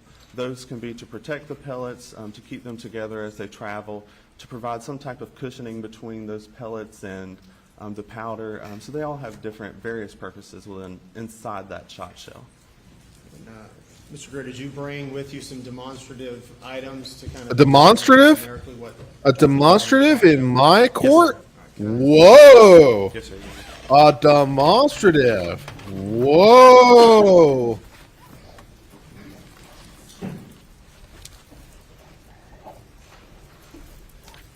The prosecutor has figured out demonstrative technology. Maybe if you show the jury things, it will help. Fuck.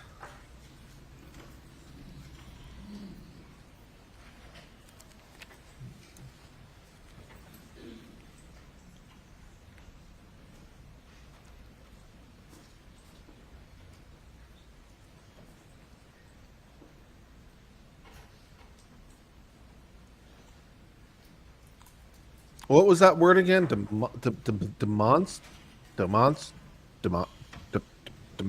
Demonstrative? Is that the right pronunciation? What is that? What is it? What is a demonstrative? That's correct. What is a demonstrative? Show them to the jury and explain what it is we see when we're I'm looking at. not familiar with that word. Sure. Again, these are just two examples of a shot shell. Here you have a plastic body there of the shell with a metal head. On this, No, I'm not serious. The end that's going I'm just trying to be entertaining. Face of the firearm, and in the middle you'll see a small circle. That's the primer area, and that's what's going to. I'm just trying to point out how ridiculous it is that we haven't had more of them by pretending I don't know what it is. Inside the shot I thought it was entertaining and fun. To be fired. Out this end, you see it's crimped on this end. This is the end that the projectiles or the pellets that are inside of this shot shell will exit and travel down the barrel of that shotgun. Thank you. All right, Mr. Greer, the second firearm would be, if you would, talk about a little bit about what the AR platform is. Sure. An AR platform is something that is commonly seen throughout America. My breathing is really prominent. Well, that's because I turned up the gain, and the reason I turned up the gain is because people said it was too quiet, and I turned up the gain so it would be louder because I don't know what to do when people tell me the volume levels are problematic, so I turned up the gain more, which means my breathing's more prominent because it's going to pick up more audio. On the AR platform. Yes, sir. Typically, what is very common that we see in the laboratory and that you may be more familiar with is it's chambered in .223 Remington caliber, 5.56 NATO. That is a very common caliber for an AR-15 type firearm. Okay. And what were some of the items that you examined in the case as far as rifle calibers? In this case, I received one rifle, and it was chambered in .300 blackout caliber. All right, explain to us what the .300 blackout round is, and maybe how it's similar and different from a .556 round NATO. Sure. Again, you may be familiar with the .223 Remington or 5.56 NATO caliber. The .300 blackout cartridge is sort of similar to that. When that was designed, it was designed so that it could be used with a lot of the original features of an AR-15. So the overall dimensions of those cartridges are very similar, with the exception of a shorter case length and a much heavier or larger bullet.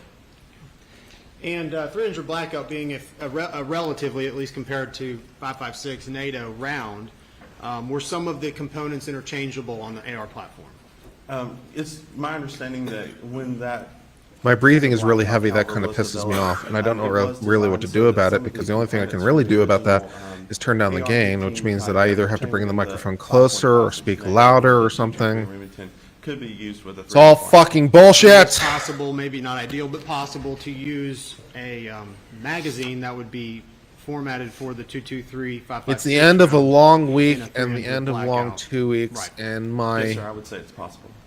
temper is a little did you fried. Bring, any 223 and 5.56 and 300 blackout rounds with you today for demonstrative purposes? Yes, sir, I have two. All right, if you please identify the two and tell us what we're looking at and what the similarities and differences would be. Sure. To start off, this is an example of a 223 Remington. This is the one that you may be more familiar with. I will show you now. Side by side, this is the 300 blackout. And I'm trying to do this so you can see. You can see that their overall dimensions there are a little larger. Excuse me, are about the same, with the exception of the larger bullet. And I'll give you a little bit of anatomy here of the cartridge. What we would refer to as this item right here is an unfired cartridge. Terminology in our firearms department is very key to us in being accurate in what we do. So we would refer to this as an unfired cartridge. That contains a bullet, which is this portion right here, this copper-colored projectile, and that's what's going to travel down the barrel of the firearm towards the target. Again, on this end, just like the shot shell, there's a primer there in the middle.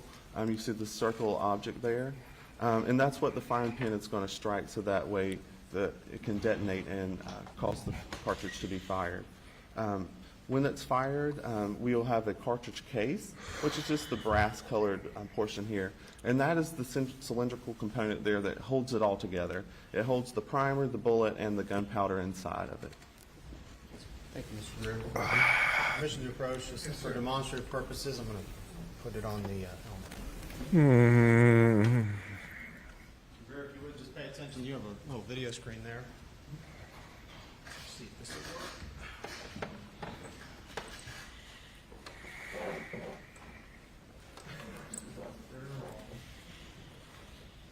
All right, Mr. Greer, bullets on the screen. Yes, sir, I can see the HUD. This is not going to work. All right, can you see them clearly? Yes, sir, I can. All right. What's the big black thing on the screen? Appears to be a phone. In your expertise, that's a fact. The two rounds we see there, the top round, can you identify which one that is? The one that is up against the phone there would be the 300 blackout caliber cartridge.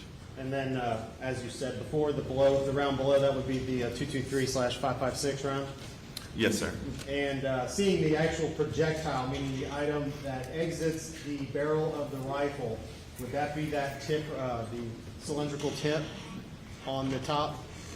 Yes, sir. And I believe, if I remember correctly, both of those projectiles were copper in color. If you can distinguish that on the screen. Okay. Thank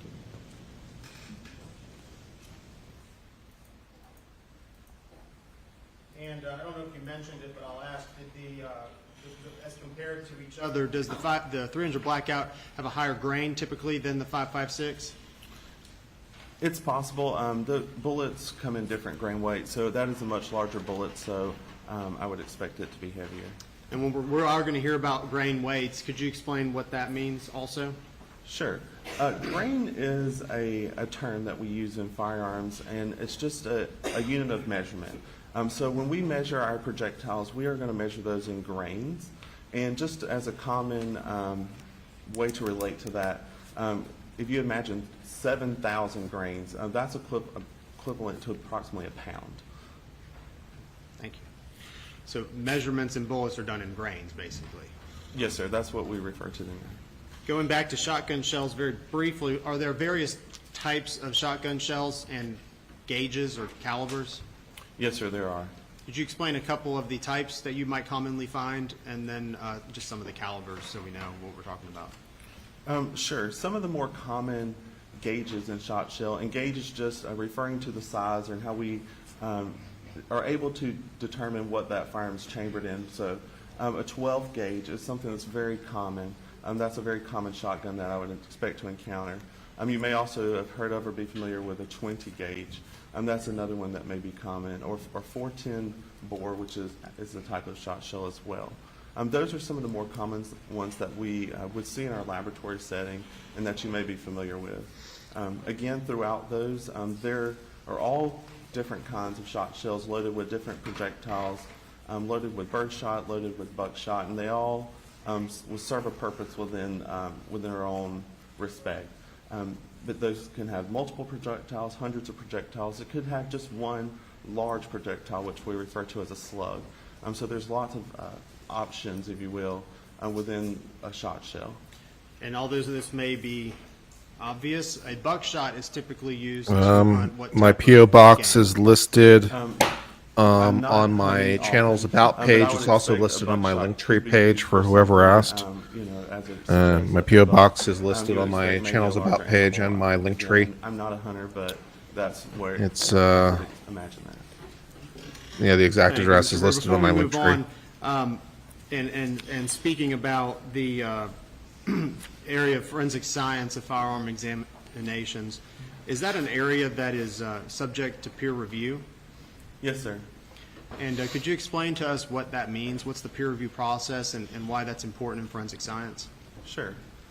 Within firearms and tool mark examination, this is something that's been around for years. What is my favorite animal and favorite color? Examiners have been learning about. I'm not sure if I have a favorite animal. Process, building studies, dog, designs, and experiments throughout maybe many years, and it's part of that process. Is maybe like a basset hound. Research within firearm tool mark.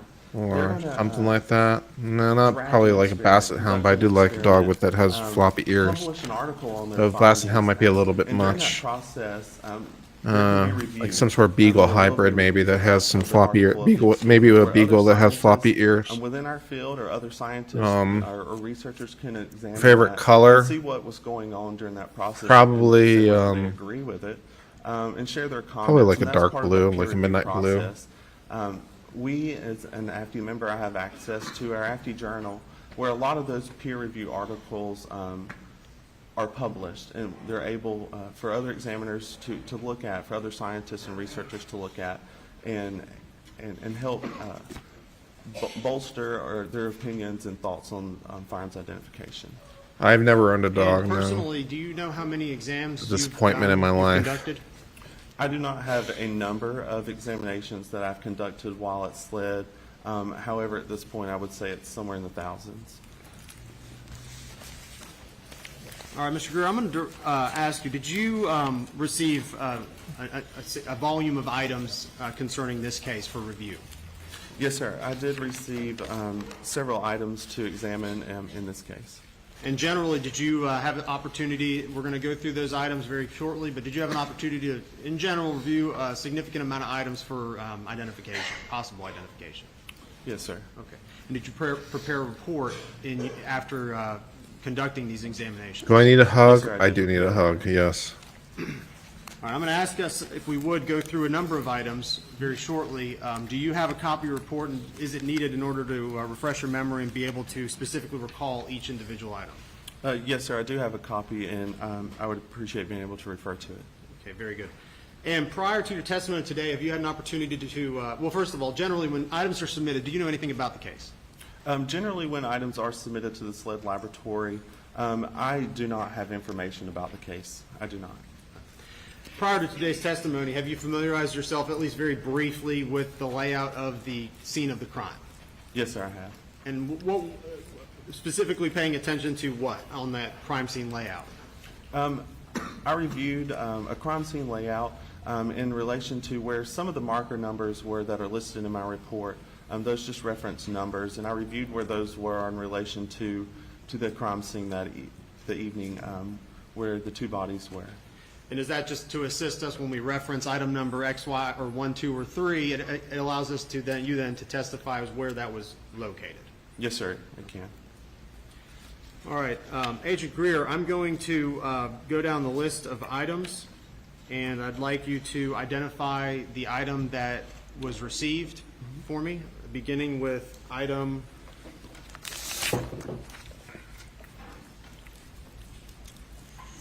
numbers 2 through 5. The slide item 2 through 5? Yes, sir. Your items 2 through 5?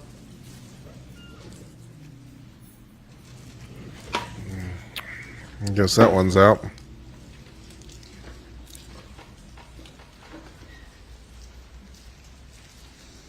Did you conduct a review of that item? Yes, sir. I did look at SLED items 2 through 5. I'll tell you what. Let's get me a girlfriend first, and then we'll get a dog. How about that? In general, That way receive we items can. in the lab, what That way the condition is, girlfriend can help me pick out a when you dog. review them, and then what you do ultimately with And then I will love the girlfriend and the dog together. So as items are That will be submitted good. to the SLED laboratory, those can come from agencies all over the state, to include our own SLED crime scene department. Those items. Whoever asked about my PO box, there's the link, by the way, in case you couldn't find it earlier. That's all the ways to connect with me. That has my PO box, it has my PayPal, it has my Stripe account, it has my Discord. It has all the ways to connect with me. So the link tree has all the ways to connect with me, and that's the best way. One of the best ways to get my PO box information. Because when I get the item, I may decontaminate it or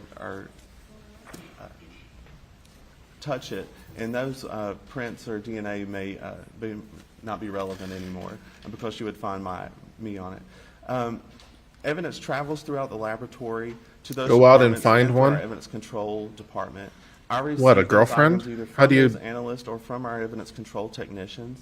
And when How's I that receive work item exactly? Before I begin my examination, I want to make sure that the item is submitted to me in a manner that I can tell that it's not been tampered with.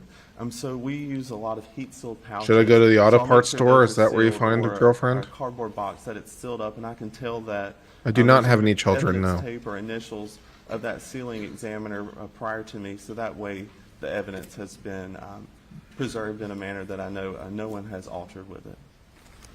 And just so we're clear, thank you, Mr. Greer. Just so we're clear, when I refer to items, sometimes I'll say items 2. Does that refer to the items that you received them as a SLED designation? Yes, sir. One other thing about the SLED laboratory, when evidence is submitted to the lab, it receives its own unique lab number. Do I do online dating? I've specific to the tried laboratory, and it also, to and failed receives new, repeatedly. item I've numbers. tried And all the also, dating we can sites and track it can't throughout find the laboratory, and, people our through online analysts dating. throughout the lab can report and identify those clearly. Thank you, Mr. Greer. I'm going to hand you what's been entered into evidence already as States Exhibits 63 through 68. Am I being picky? And I believe they correlate to items. Depends, I suppose, how you view the question of picky. Please take a moment to look at these items and let me know if you're familiar with them. I don't think especially, no.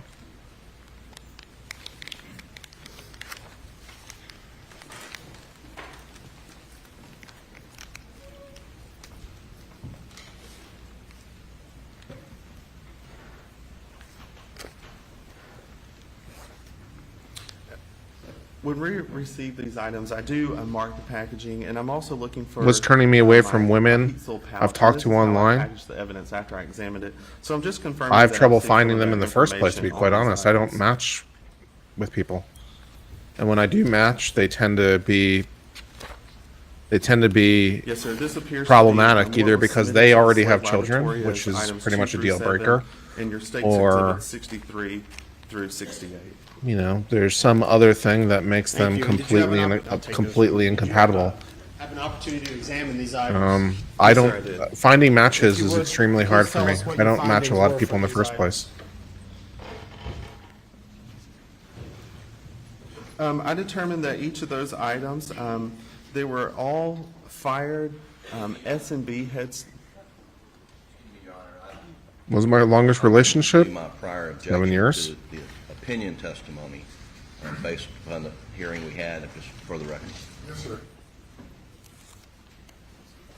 You may continue.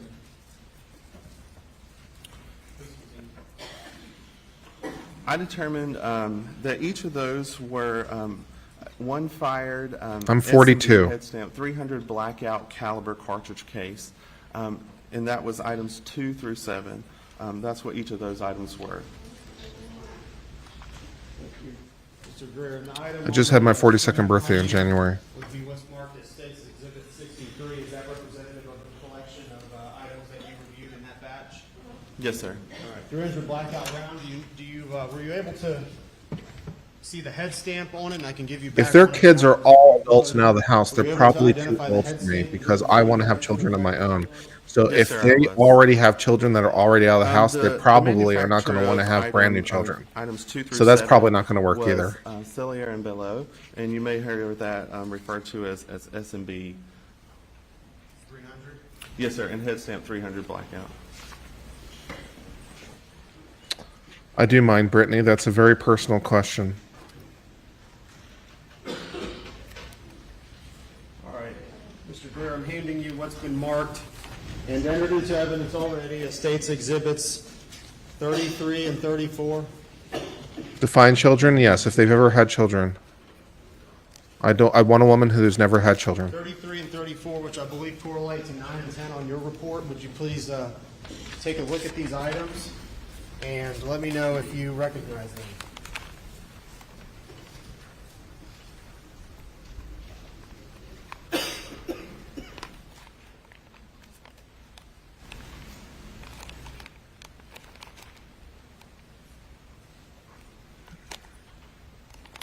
Yes, sir, I do. What if she still has young kids? Well, if she has young kids, she has children. I'm not. Okay. And I'm please not. also I'm not interested in that. SLED item 9, which is She can States raise those kids Exhibit, with the father of those children. 34, is a fired federal premium double aught buck 3-inch Magnum shot shell. And SLED item 10. I might want to consider broadening my which is view States just a Exhibit tad. 33 is one fired. Okay, tell me what I Winchester should want. Drylock number 2. Since obviously what I want is not acceptable, tell me what I should want. And after your review of the scene, where were items, your items 2 through 7 located? After reviewing the crime scene diagram, I was aware of the marker numbers. that those were recovered from, and then reviewing that diagram, it's my understanding that those items 2 through 7, the 300 blackout caliber cartridge cases, were located around or near the body of Margaret Murdaugh. All right, and I'm referring now to your items 9 and 10, states 33 and 34. Where were those, after your review of the crime scene diagram, where were those identified and retrieved from? Those appear to be in or around the storage room area near the kennels. If she's working, that's cool. Thank you. If she has a career, that's cool with me.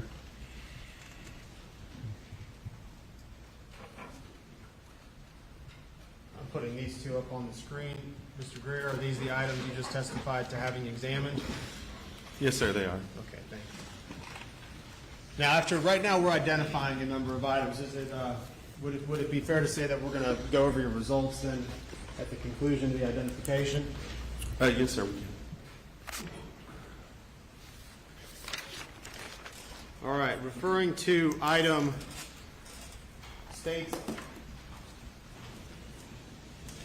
State's Exhibit number 4, your item number 22, would you please direct your attention to that? Yes, sir. Try joining a church. Isn't that a bit deceptive to join a church for the purpose of finding a woman? Isn't that a little bit like somehow malicious?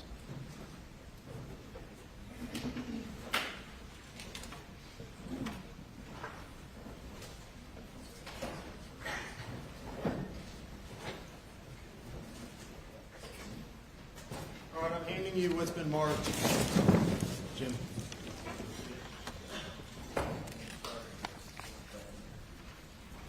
Handing you what's been marked as and entered into evidence as State's Exhibit 4. Please take a look at this firearm. Let me know if you're familiar with it.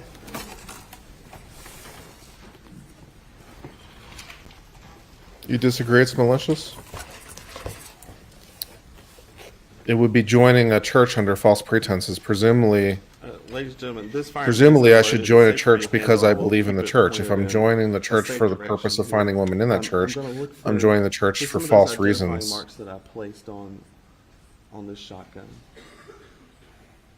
Yes, sir, I do recognize this shotgun. All right, tell us what that gun is. This shotgun was determined to be one Benelli model Super Black Eagle 3 semi-automatic shotgun in 12 gauge with a serial number of U573210E17. Kurt, hi, I'm just sending you some love and support. I'm sorry for everyone asking so many personal questions. It's really none of their business. Thank you, Sahar. It's very kind of you for your super chat. 4. Yes, sir. Also submitted with that firearm was an accessory, which was the sling, and one unfired. Did I wake up on the sinister side of bed this morning? Joining a church to expand your community is not a bad idea. And one unfired. Right when I was there, that could be a bonus. Super X Well, in that case, I'm joining the church for the purpose of expanding my community. And really, I should be joining a church because I believe in the church, right? I mean, that would be presumably the primary reason I'm joining a church. You should join a church or not join a church because you believe in the church or not, right? If you're joining the church for the purpose of expanding your community, then you're joining the church under false pretenses. You should join a church because you believe in the church, I would think. The unfired ammunition, as it was submitted to me, was received in another package. I did not remove it from that firearm. However, a 16 gauge would not be correct for use in that firearm. Did you have to manually remove it? You can join to be part of the community? It was already removed when I received it. Okay, I suppose.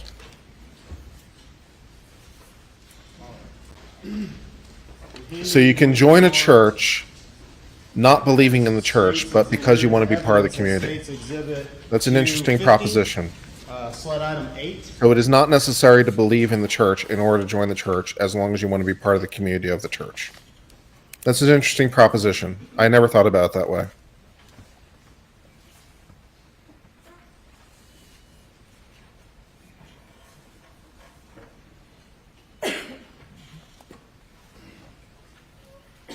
item 8, slide item 8, but states item 250. Take a moment to review it and let me know if you are aware of what it is.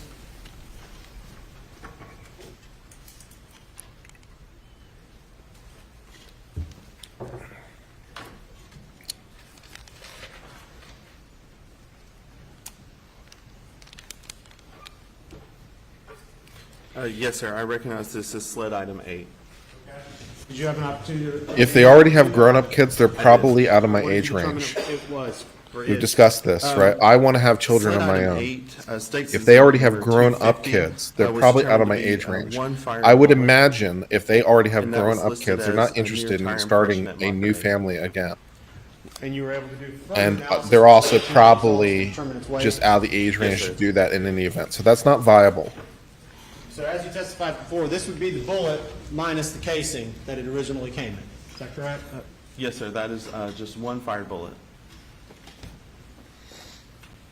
And that's what it looks like when it doesn't have the back part on it? Yes, sir. That's just a bullet without any cartridge case attached to it. Join an atheist community center? I'd be presumably doing that because I believe in that community. Mr. Greer, I'm going to direct your attention to State's Exhibit number 20, SLED item 14.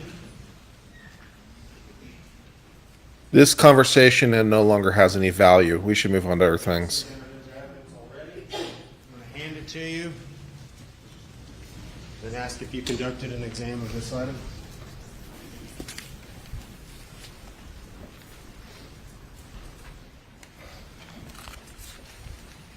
Yes, sir, I did. All right, what were the results? SLED item 14, which is State's Exhibit 20, was determined to be 24 birdshot pellets listed as from dog food storage room.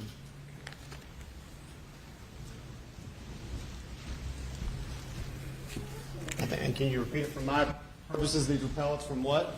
Yes, sir. 24 birdshot pellets listed as from dog food storage room.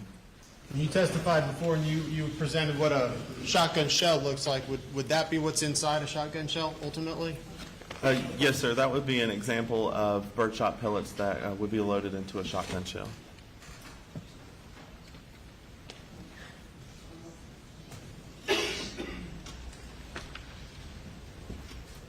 All right, Mr. Greer, I'm going to direct your attention to what's been entered into evidence as states. However, if you are a young single lady that doesn't have children 12, and would like to have children, and preferably college educated, drop me a line. did you have an opportunity to review this item after you take a look at it?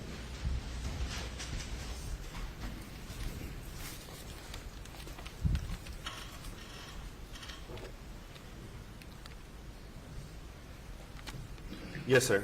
All right, tell us what it is, please. What if they're in college? SLED item 12, States Exhibit 76. If they're in college, they might be a little young for a 42-year-old, but bedding inside dog. depending, I suppose, on what phase of college they're in, maybe. Sure. That's possible.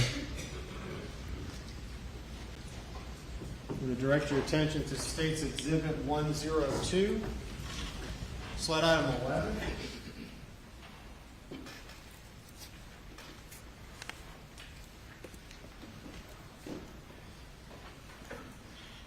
Already entered in evidence. Please take a look at this item. Let me know if you're familiar with its contents.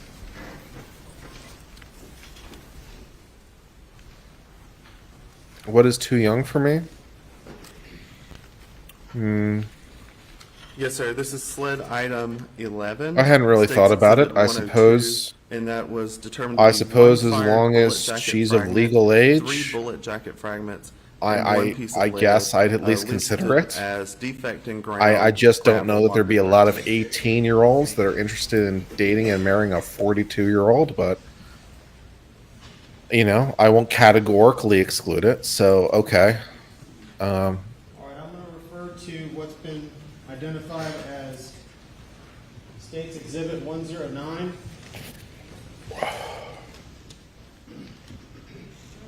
SLED item 137.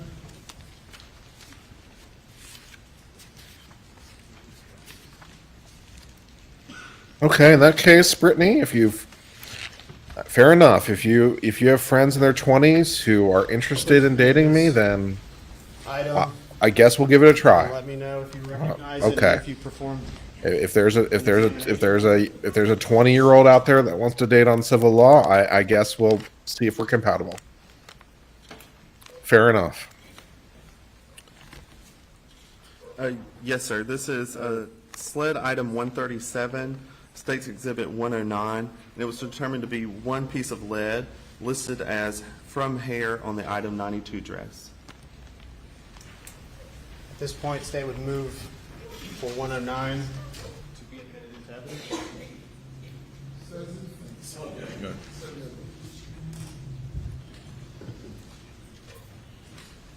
Moving on to State's Exhibit 110, which is SLED items 67 and 68. I can direct your attention to that. They're marked as, for identification purposes, as State's item 110. No objection. All right, Mr. Greer, I'm going to show you what's been admitted as evidence as 110. If you would, please take a look at it. Let me know if you've recognized it and performed an examination on it.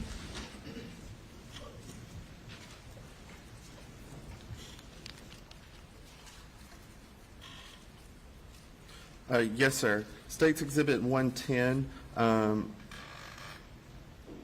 represents two SLED items. SLED item 67, which I examined, determined to be 48 birdshot pellets listed as from left shoulder and head of Paul Murdaugh at autopsy. And SLED item 68 was one piece of plastic listed as from left shoulder and head of Paul Murdaugh at autopsy. Mail order bride? Can you recommend any good mail order bride websites or item when it was submitted to your brokers? I'm not aware of any, sir, but that's solely based on sure, how it's why logged not? into our system by the submitting personnel.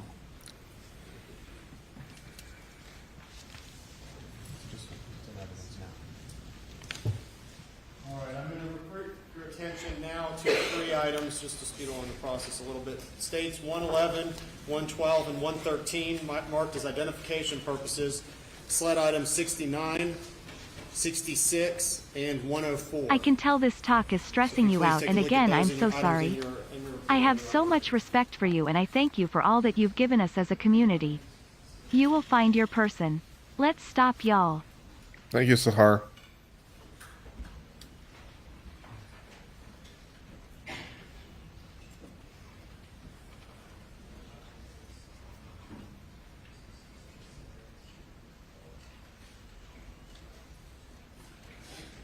Ladies and gentlemen, we're going to break for lunch.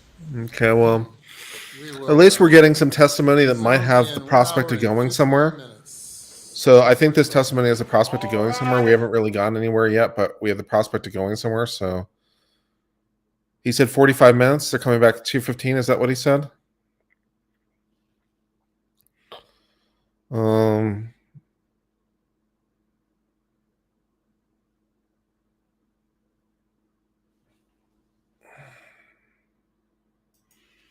Okay, cool. So we're back in 45 minutes. All right.